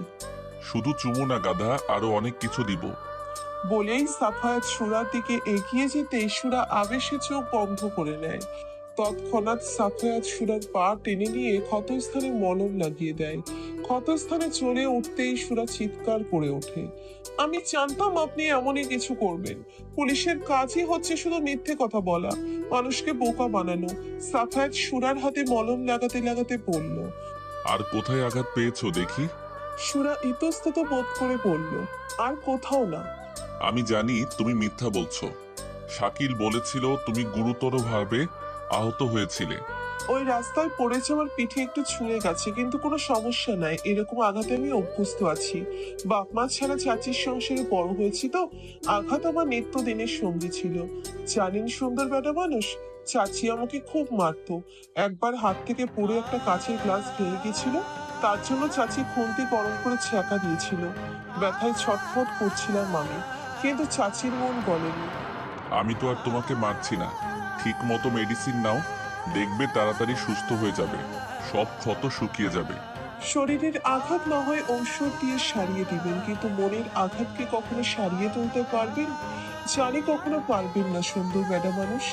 আপনি তো আমার মতো গাইয়া অশিক্ষিত মেয়েকে কখনো নিজের বউ বলে মানতে পারবেন না। তাহলে কেন এত সেবা যত্ন করছেন? কথাটা সাফায়াতের কানে বারবার বাজতে লাগলো। সত্যিই তো, সে কি আদৌ পারবে সুরাকে নিজের স্ত্রীর মর্যাদা দিতে, সুরাকে নিজের মনের উঠোনে জায়গা দিতে, তাকে ভালোবেসে কাছে টেনে নিতে? না, এটা সে কখনোই পারবে না। এমন একটা অশিক্ষিত গাইয়া মেয়েকে কখনো নিজের স্ত্রী বলে স্বীকার করতে পারবে না সে। নেহাত সে তার আম্মিকে অনেক বেশি ভালোবেসে তার অসুস্থতার কথা চিন্তা করে মেয়েটার সেবা যত্ন করছে, ব্যাস, আর কিছুই না। সাফায়াতের থেকে কোনো রেসপন্স না পেয়ে সুরা বলল, কিছু বলছেন না কেন পুলিশ? আমাকে একটু ভালোবাসলে আপনার কি এমন ক্ষতি হবে? আমি গাইয়া অশিক্ষিত, এটাই তো আপনার সমস্যা, তাই না? আমি যদি মেলা শিক্ষিত হয়ে টিভির নায়িকাদের মতো ছোট ছোট জামা পরি, তখন কি আমাকে তুই ভালোবাসবি পুলিশ?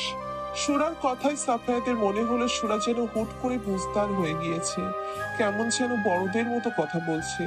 সাফায়াত কথা ঘুরিয়ে ধমকের সুরে বলল, তুমি ছোট মানুষ, ছোট মানুষের মতো থাকবে। ভালোবাসার কি বোঝো তুমি? হ্যাঁ, তোমার এখন পড়াশোনা করার বয়স, এসব প্রেম ভালোবাসা নয়। সাফায়াতের কথা শুনে সুরা মনে মনে বলল, আমি একদিন ঠিক তোর যোগ্য হয়ে উঠবো সুন্দর বেটা মানুষ। আর সেদিন তুই যেমন আমাকে পাত্তা দিস না, আমিও তেমন তোকে পাত্তা দিব না। বলেই সুরা বিছানায় শুয়ে পড়ল। যা দেখে সাফায়াত তাকে টেনে তুলে বলল, তোমার সমস্যা কি? হ্যাঁ, বলছি না তোমার ক্ষত স্থানে মলম লাগাতে হবে। এত জ্বালাচ্ছ কেন আমাকে তুমি? সুরা প্রত্যুত্তরে কিছু না বলে চুপচাপ বিছানায় শুয়ে ঘুমের ভান ধরে পড়ে থাকলো। এক পর্যায়ে সাফায়াত বিরক্ত হয়ে নিজেও বিছানায় গিয়ে সুরার থেকে দূরত্ব বজায় রেখে শুয়ে পড়ল। মাঝরাতে প্রকৃতির ডাকে ঘুম ভেঙে যায় সুরার। সুরার ঘুম ভাঙতে বুঝতে পারে সে সাফায়াতের বুকের উপর শুয়ে আছে, আর সাফায়াত তাকে এক হাতে জড়িয়ে ধরে রেখেছে। ব্যাপারটা বেশ ভালো লাগে সুরার, তার ইচ্ছে করে সাফায়াতের বুকে মাথা রেখে শুয়ে থাকতে। এদিকে তার পেটে গন্ডগোল শুরু হয়ে গিয়েছে, তাকে এমার্জেন্সি ওয়াশরুমে যেতে হবে, কিন্তু তার পায়ের ব্যথায় হাঁটার শক্তিটুকু নেই তার। সুরা একবার ভাবে সাফায়াতকে ডাকবে, কিন্তু সাফায়াতের ঘুমন্ত চেহারা দেখে সুরার মায়া হয়। তার ইচ্ছে হয় না সাফায়াতের ঘুমন্ত চেহারার দিকে তাকিয়ে তার খোঁচা খোঁচা দাড়িতে হাত বুলিয়ে দিয়ে বলল, ইস, আমার বরটা কত সুন্দর, একদম যেন হোটেলে কাচের মধ্যে রেখে দেওয়া কালো কালো মিষ্টি। হোটেলে কাচের মধ্যে রাখা কালো মিষ্টিগুলোর প্রতি লোভ থাকলেও যেমন সেই মিষ্টি ছুঁয়ে দেখার সাধ্য আমার ছিল না, ঠিক তেমনি আপনার প্রতি লোভ থাকার পর আপনাকে আমার ছুঁয়ে দেওয়ার সাধ্য নেই সুন্দর বেটা মানুষ।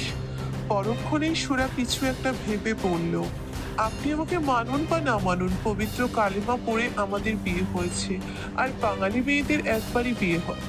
আপনার প্রতি অধিকার আছে আমার, হোক না সেটা সজ্ঞানী বা অজ্ঞানী। বলে সুরা সাফায়াতের কপালে চুমু দিয়ে আস্তে আস্তে বিছানা থেকে নেমে গেল। সুরা বিছানা থেকে নেমে কোনো মতে খোঁড়াতে খোঁড়াতে 2-3 কদম এগিয়ে পায়ের ব্যথায় কোকিয়ে উঠে নিচে বসে পড়ে। নিজেকে বড্ড অসহায় লাগে সুরার। ঘুমের মধ্যে হঠাৎ কারো গোঙানির আওয়াজ শুনে ঘুম ভেঙে যায় সাফায়াতের। সাফায়াত তড়িঘড়ি করে উঠে তার বিছানার বাপাস হাতড়ে দেখে কোথাও সুরা নেই। সাফায়াত তৎক্ষণাৎ রুমে লাইট জ্বালিয়ে দিয়ে বিছানা খালি, আর সুরা মেঝেতে বসে কান্না করছে। সাফায়াত আর এক মুহূর্ত দেরি না করে সুরাকে মেঝের থেকে তুলে বিছানায় বসিয়ে দিয়ে বলল, তুমি ঠিক কি চাইছো বলো তো? আমাকে কি একটু শান্তিতে ঘুমোতেও দিবে না? জ্বালিয়ে মারছো আমাকে। আমি সত্যি অতিষ্ঠ হয়ে যাচ্ছি। বিছানা ছেড়ে এইখানে এসে মরা কান্না জুড়েছ কেন? সাফায়াতের কথায় সুরা কোনো উত্তর দিল না। যা দেখে সাফায়াত বিরক্ত হয়ে সুরার বাহু চেপে ধরে বলল। আমি কিছু জিজ্ঞেস করছি মেয়ে। সাফায়াতের ধমকে সুরা কেঁপে উঠে বাচ্চাদের মতো আঙ্গুল দেখিয়ে বলল, 2 নাম্বারে যাব। খুব জোরে পেয়েছে পুলিশ। সুরার কথায় সাফায়াত কপাল কুঁচকে বলল, গাধা, ওয়াশরুমে যাবে এটা আমাকে বললে কি হতো তোমার? এমনিতে তো তোমার মুখ সারাক্ষণ টেপ রেকর্ডের মতো বাজতে থাকে, আর প্রয়োজনের সময় মুখে কুলু পেটে বসে রয়েছো গাধা। ওই, আপনি অফিস থেকে ফিরে অনেক খাটাখাটনি করে অনেক রাতে ঘুমিয়েছেন, তাই আর আমি আপনাকে ডাকিনি। আপনার ভালো করে ঘুম না হলে মাথা ব্যথা হবে, তখন তো আমাকেই বকা দিবেন, বলবেন সব তোমার জন্য হয়েছে, অসভ্য বেয়াদব গাধা মেয়ে কোথাকার। আমি এসব কথা শুনতে পারবো না বাপু, তাই তো বুদ্ধি করে আপনাকে না ডেকে নিজেই যেতে গিয়েছিলাম। আহারে, কত স্বামী ভক্তি মেয়েটার। শোনো মেয়ে, তুমি আমার দায়িত্ব, আমি তোমার দায়িত্ব নই। সো আমার চিন্তা তোমার করতে হবে না, ওকে? বললেই হলো? আপনি আমার সুন্দর পুলিশ বর, আপনার কথা চিন্তা করব না তো কার কথা চিন্তা করব পুলিশ? তোমার সব চিন্তা যদি আমাকে নিয়ে না করে পড়াশোনা নিয়ে করতে, তাহলে তুমি অনেক ভালো করতে পারতে পড়াশোনায়।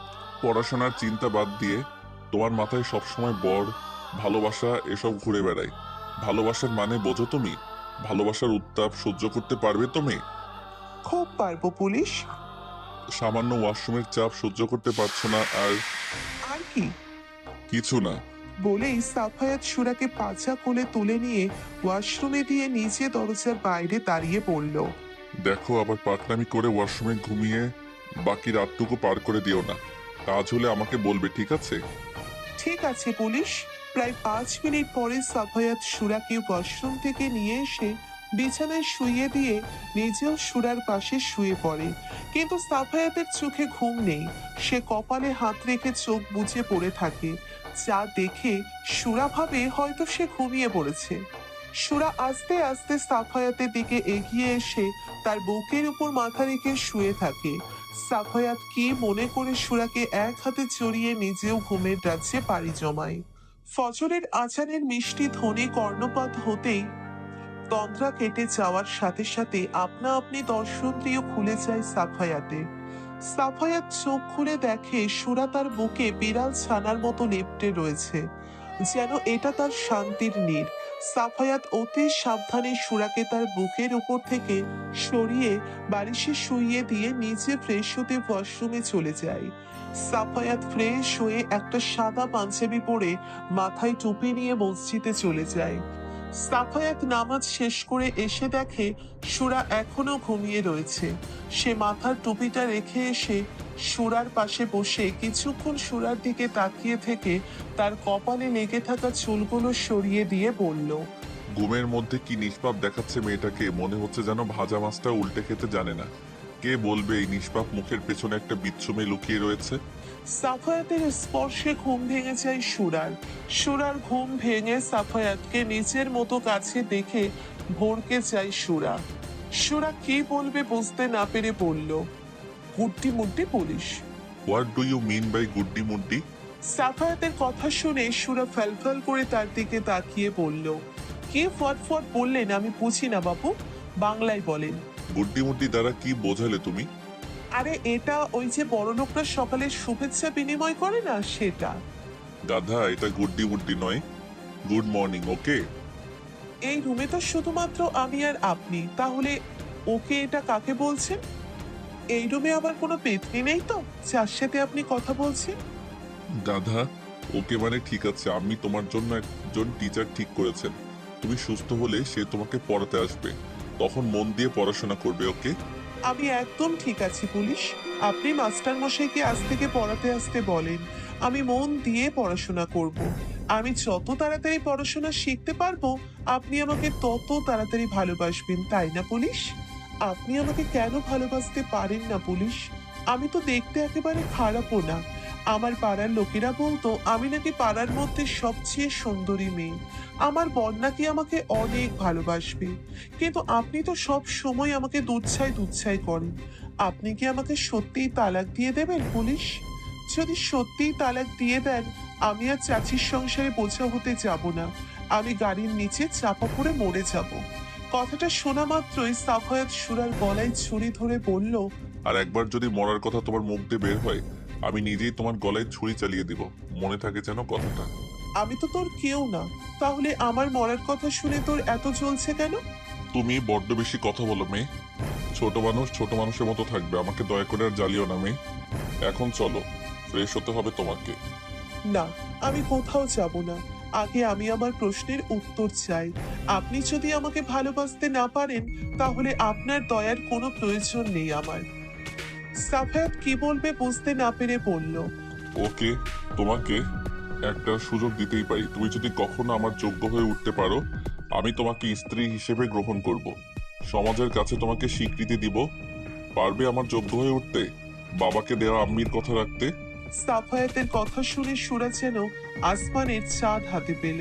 সে খুশিতে আত্মহারা হয়ে সাফায়াতের গলা জড়িয়ে ধরে তার গালে চুমু দিয়ে বলল, খুব করে পারবো পুলিশ। সুরার এহেন কাজে সাফায়াত বিরক্ত হয়ে সুরাকে ঠেলে সরিয়ে দিয়ে বলল, ইয়াক্কু, এটা কি করলে তুমি মেয়ে?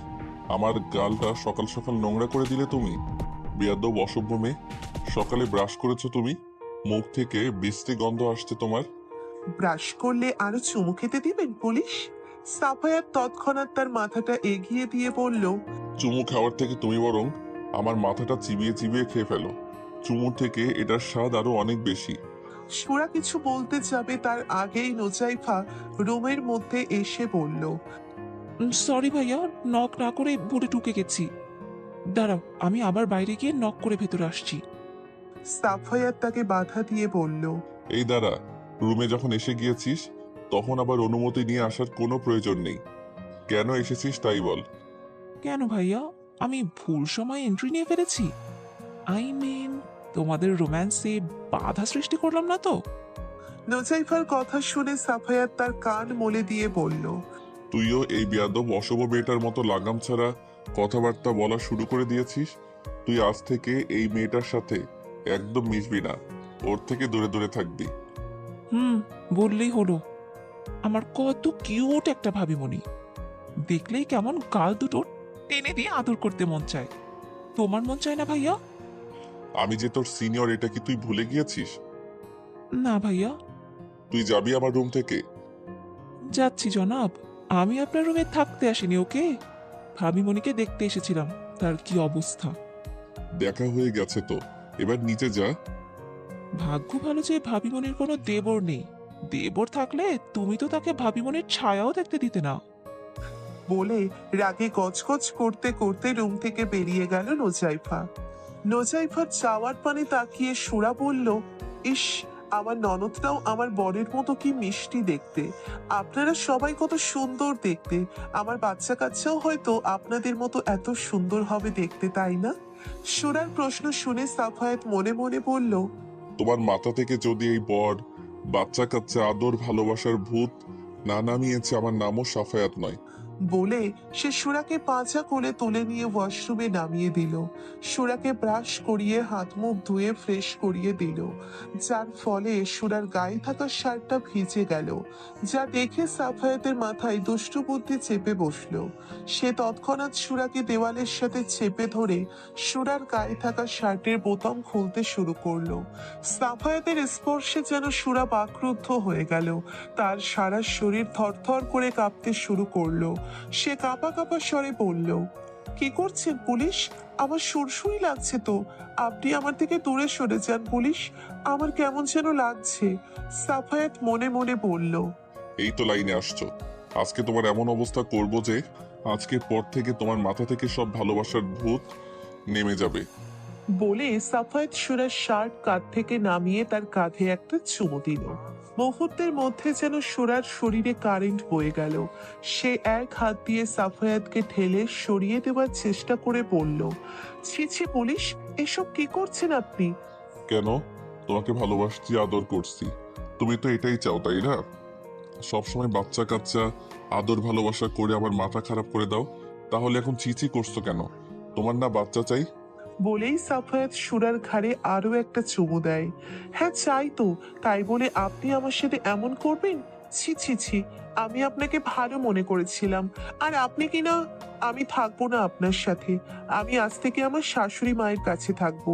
আর মাকে এটাও বলে দিব যে আপনি আমার সাথে কি কি করেছেন। সিরিয়াসলি এসব বলবে তুমি আম্মির কাছে? যাও গিয়ে বলো। তুমি তো আমার সাথে থাকতে চাইছো না, তাই না? কিন্তু তুমি যদি আম্মিকে বলো আম্মি তোমার সাথে কি কি করেছি, তাহলে আম্মি জোর করে তোমাকে আমার কাছে রেখে যাবে। আর আমি এখন থেকে তোমাকে সবসময় এইভাবে ভালোবাসবো, আদর করবো। না না বাবু, আমার চাই না আপনার ভালোবাসা। আমি ভালো মাকে কিছুই বলবো না, তবু আমি আপনার সাথে থাকবো না। বলেই সুরা খোঁড়াতে খোঁড়াতে ওয়াশরুম থেকে বেরিয়ে আসলো। যা দেখে সাফায়াত হো হো করে হেসে উঠে পড়ল। আচ্ছা, জব্দ হয়েছে বেয়াদব অসভ্য মেয়েটা। পরক্ষণেই সাফায়াত কিছু একটা ভেবে দৌড়ে রুমে এসে সুরাকে পাজা কোলে তুলে বিছানায় বসিয়ে দিয়ে ধমকের সুরে বলল। তুমি কবে বড় হবে বলো তো মেয়ে? নিজের ভালো মন্দ বুঝতে পারো না? সুরা সাফায়াতের থেকে নিজেকে ছাড়িয়ে নিয়ে বলল, আমার বাচ্চা চাই না। আপনি দয়া করে আমার সাথে ওইসব করবেন না পুলিশ। আমি থাকবো না আপনার সাথে। আমি ভালো মার কাছে যাব। বলে সুরা বিছানা থেকে নামতে যাওয়ার আগেই সাফায়াত তাকে থামিয়ে দিয়ে বলল, গাধা, তোমার নিজের দিকে একবার তাকিয়ে দেখো। শার্টের দুইটা বোতাম খোলা রয়েছে, তারপর আবার ভেজা। শরীরের ভাঁজ স্পষ্ট বোঝা যাচ্ছে তোমার। তুমি এই অবস্থায় নিচে যাচ্ছ গাধা? তো কি হয়েছে? নিচে বাবা আছে। তাছাড়া যখন তখন বাবার সাথে দেখা করতে তার বিজনেস পার্টনার আসতে পারে। আমাদের ড্রাইভার রহমান আঙ্কেল আসতে পারে। যখন তখন যে কোনো পুরুষ মানুষ আসতে পারে। তুমি তাদের সামনে এইভাবে যাবে গাধা? তো আপনি কি পুরুষ ছাড়া মহিলা? আমি আপনার সামনে এইভাবে থাকতে পারলে তাদের সামনে কেন যেতে পারবো না? সুরা এতটাও অবুঝ নয় যে অন্য পুরুষের সামনে এইভাবে যাবে। সে সাফায়েতের মুখ থেকে শুনতে চেয়েছিল, আমি তোমার বিয়ে করা বর। আমার সামনে তোমার যেভাবে খুশি তুমি সেভাবে থাকতে পারবে, কিন্তু অন্য পুরুষের সামনে এইভাবে যেতে পারবে না, কখনোই না। কিন্তু সাফায়াত সেরকম কিছু না বলে শুধু বলল, আমাকে তাদের সাথে তুলনা করছো? শুধু শুধু কি তোমাকে গাধা বলি? যাক, বাদ দিলাম। তোমার মতো মাথায় গোবর পোড়াকে বুঝিয়ে কোনো লাভ নেই। নিজে নিজের খেয়াল রাখতে পারো না, আবার বাচ্চার মা হতে চাও। যতক্ষণ না পর্যন্ত তোমার ড্রেস আসছে ততক্ষণ এই রুম থেকে বাইরে যাবে না তুমি। আমি নোজাইফাকে পাঠিয়ে দিচ্ছি, ও এসে তোমার ভেজা শার্ট চেঞ্জ করে আমার ভালো একটা শার্ট পরিয়ে দিবে। ঠিক আছে পুলিশ। ভেজা কাপড়ে আমার কেমন জানি গা চুলকাচ্ছে। সাফায়েত নোসাইফার রুমে গিয়ে দেখে নোসাইফা তার রুমে নেই। নাজমা দেওয়ান, মাজেদা খালা তারাও নিজেদের কাজে ব্যস্ত। সাফায়েত হতাশ হয়ে ফিরে এসে নিজেই সুরার শার্ট চেঞ্জ করে দিতে চায়, কিন্তু সাফায়াত সুরার শার্টের বোতামে হাত দিতেই সুরা সাফায়াতের হাতে কামড় বসিয়ে দেয়। সাফায়াত সুরাকে কিছু বলতে যাবে তার আগেই নাজমা দেওয়ান রুমে প্রবেশ করে। তাকে দেখে সাফায়েত রাগান্বিত হয়ে বলল, আম্মি, এই রাক্ষসী মেয়েকে আমার রুম থেকে নিয়ে যান। ওকে যেন আর আমার চোখের সামনে না দেখি। যবে থেকে এই মেয়েটাকে আমার ঘাড়ে ঝুলিয়ে দিয়েছেন, তবে থেকে আমার জীবন থেকে সুখ শান্তি বিলীন হয়ে গিয়েছে। আমি দুদণ্ড শান্তি করতে পারছি না আম্মি। জ্বালিয়ে মারছে আমাকে বেয়াদব অসভ্য মেয়েটা।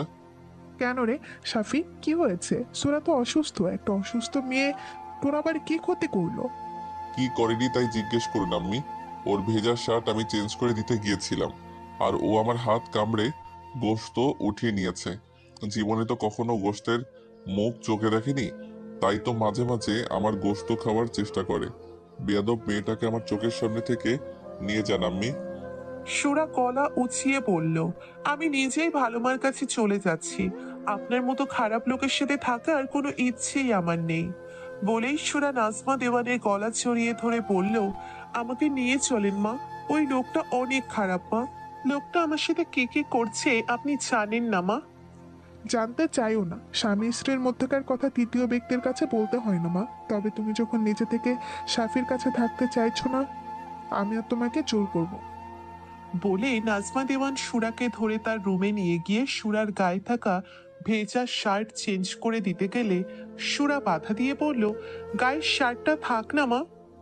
কেন মা? শার্ট তো ভেজা, তোমার ঠান্ডা লেগে যাবে। শার্টে আমার বরের গায়ের গন্ধ লেগে আছে। ভালো লাগছে আমার এই শার্টটা পরে থাকতে, তাই তো আমি বরকে শার্ট খুলতে দেইনি, তার হাত কামড়ে দিয়েছি। বলে হো হো করে হাসতে লাগলো সুরা। যা দেখে নাজমা দেওয়ান সুরার কপালে চুমু দিয়ে বলল, পাগলি একটা, তুই অনেক সহজ সরল রে সুরা। কবে যে আমার সাফি তোর মনের না বলা কথাগুলো বুঝে নিতে পারবে আল্লাহই ভালো জানেন।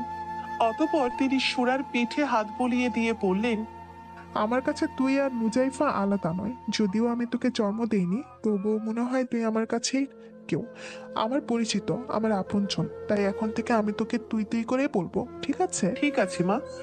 সবাই ডাইনিং টেবিলে খাবারের জন্য অপেক্ষা করছে। আমি সবাইকে খাবার দিয়ে এসে তোকে খাইয়ে দিব, কেমন? ঠিক আছে মা, তবে আমি কিন্তু কোনো ঔষধ খেতে পারবো না মা। ওষুধ না খেলে তাড়াতাড়ি সুস্থ হতে পারবি না মা। তোকে যে তাড়াতাড়ি সুস্থ হতে হবে। এই মাসের 1 তারিখ থেকে তোকে পড়াতে আসবে কে মা মাস্টার মশাই?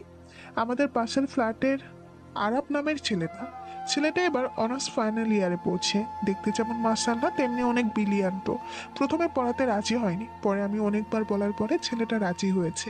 তুই আরাবকে ভাইয়া বলে ডাকিস। আচ্ছা মা। আমি ছেলেটাকে বলেছি তুই আমার বোনের মেয়ে, ওর কাছে ভুলেও তোদের বিয়ের কথা বলবি না। যতদিন না সাফির নিচে তোকে ভালোবেসে কাছে টেনে নিচ্ছে, ততদিন তুই সবার কাছে আমার বোনের মেয়ের পরিচয়ই থাকবি। যদি আরব কখনো জিজ্ঞাসা করে, তুই বলবি তুই সাফির খালাতো বোন। খালাতো বোন কথাটা শুনে নিমেষেই সুরার মন খারাপ হয়ে যায়। চোখ থেকে এক ফোঁটা পানি গড়িয়ে পড়ে, যা দেখে নাজমা দেওয়ান সুরার চোখ মুছে দিয়ে বলল, মানুষ পুড়ে পুড়ে কিন্তু খাঁটি সোনাতে পরিণত হয় মা। তোর এই চোখের পানি তোর মধ্যে সাহস যোগাবে, তোকে মানুষের মতো মানুষ হতে সাহায্য করবে। তুই সবাইকে দেখিয়ে দিতে পারবি একটা মেয়ে চাইলে তার ভালোবাসার জন্য সব করতে পারে। তুই পারবি না মা সাফির যোগ্য হয়ে উঠতে? পারবো মা। এই মন তোমারই এই কথাটা বরের মুখ থেকে শোনার যে খুব ইচ্ছে আমার মা। আমাকে যে পারতেই হবে। সাফায়াত শফিকুল দেওয়ান দুজনে একসাথে বসে ব্রেকফাস্ট করছেন। নাজমা দেওয়ান তাদের প্লেটে খাবার তুলে দিয়ে কিচেনে সুরার পছন্দের চাউ ভাত আর আলু ভর্তা করছেন। মেয়েটা সবার মতো পরোটা, আলু ভাজি, ডিম ভাজি, ডাল এসব খাবার খেতে পারে না। নাজমা দেওয়ানও তাকে জোর করে না এসব খাবার খাওয়ার জন্য, বরং তিনি সুরার পছন্দের খাবারের লিস্ট তৈরি করেছেন। তিনি চেষ্টা করেন সুরার পছন্দের খাবার তৈরি করে দিতে। নুসাইফার প্রাইভেট আছে বিধায় সে চা বিস্কিট খেয়ে পড়তে চলে গিয়েছে। এখন টেবিলে রয়েছে শুধু সাফায়েত আর শফিকুল দেওয়ান। দুজন দুজনের মতো করে খাচ্ছে, কারো মুখে কোনো কথা নেই, যেন কেউ কাউকে চেনে না। ডাইনিং টেবিলে পিনপতন নিরাপত্তা কাজ করছে।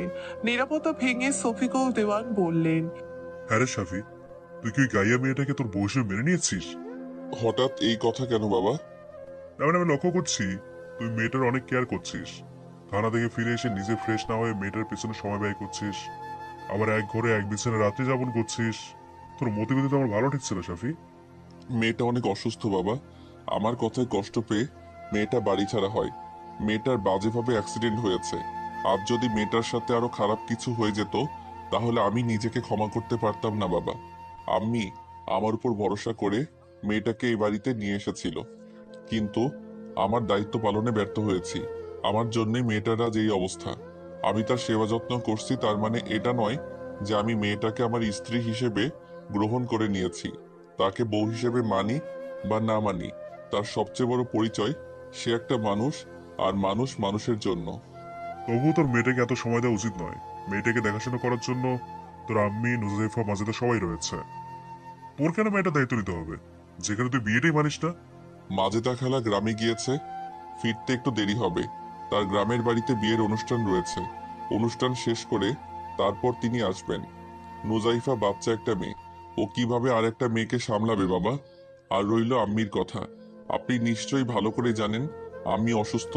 তারপর আবার রাত জাগলে তিনি আরো অসুস্থ হয়ে পড়বেন, যেটা আমি সহ্য করতে পারবো না। তাই আম্মির জন্য হলেও আমাকে মেয়েটার সেবা করতে হচ্ছে, তার পেছনে সময় ব্যয় করতে হচ্ছে। মেয়েটার সাথে সময় কাটাতে কাটাতে কখন যে তার মায়ায় পড়ে যাবি নিজেও বুঝতে পারবি না। আর মায়া এক অদ্ভুত জিনিস, তোকে না দেবে ভালো থাকতে আর না দেবে ফুলে থাকতে। তাই সময় থাকতে সাবধান হয়ে যাওয়া উচিত তোর। আর যাই হোক, এমন গাইয়া অশিক্ষিত মেয়ে নিয়ে কখনো সংসার হয় না। তুই মেয়েটাকে ডিভোর্স দিয়ে দিবি। আমি আমার ফ্রেন্ড হারুনকে কথা দিয়েছি, তার মেয়ে তরিকে আমি এই পরিবারের পুত্রবধূ করে নিয়ে আসবো। মেয়েটা দেখতে যেমন মিষ্টি, তেমনি অনেক স্মার্ট, অনেক শিক্ষিত। কিছুদিনের মধ্যে তার গ্রাজুয়েশন শেষ হয়ে যাবে। আমাদের পরিবারের পুত্রবধূ হওয়ার সব যোগ্যতা রয়েছে তোর মধ্যে। আমি চাই তোর গ্রাজুয়েশন শেষ হলে মহা ধুমধাম করে তোদের 4 হাত এক করে দিতে। তোদের বিয়ের ব্যাপারটা যেহেতু এখনো 5 কান হয়নি, তাই আমার মনে হয় যত তাড়াতাড়ি সম্ভব মেয়েটাকে এই বাড়ি থেকে তাড়িয়ে দেওয়া উচিত। যদিও তোর আম্মি এ ব্যাপারে সম্মতি দেবেন না, তবুও আমাদের হাল ছেড়ে দিলে চলবে না। শফিকুল দেওয়ানের কথায় পিঠে কি বলা উচিত বুঝতে পারে না সাফায়াত। সাফায়াতের থেকে কোনো রেসপন্স না পেয়ে শফিকুল দেওয়ান বললেন, বাইরের একটা মেয়ের খেয়াল রাখতে গিয়ে নিজের কি অবস্থা হয়েছে একবার আয়না দেখেছিস? হ্যাঁ, ছেলেটা যাস না কতদিন, চুল বড় বড় হয়ে গিয়েছে, দেখতে কেমন বাঁদরের মতো লাগছে। ওই ব্যস্ততার জন্য সেলুনে যাওয়ার সময় হয় না। আজ শিওর সেলুনে যাব বাবা। ঠিক আছে, তবে মেয়েটার থেকে দূরে দূরে থাকবি, একদম পাতা দিবি না। আমি তোর সাথে খুব শীঘ্রই তোকে মিট করাবো। মেয়েটাকে একবার দেখলে তুই আর না করতে পারবি না।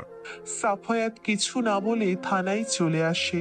সাফায়াত নিজের কেবিনে বসে ল্যাপটপে কাজ করছে, এমন সময় শাকিল একটা ফাইল নিয়ে এসে সাফায়াতের হাতে দিয়ে বলল, স্যার, এই ফাইলে ভিকটিমের সমস্ত তথ্য রয়েছে। পোস্টমর্টেম রিপোর্ট থেকে সন্দেহজনক কিছু পাওয়া যায়নি। ধারণা করা যাচ্ছে এটা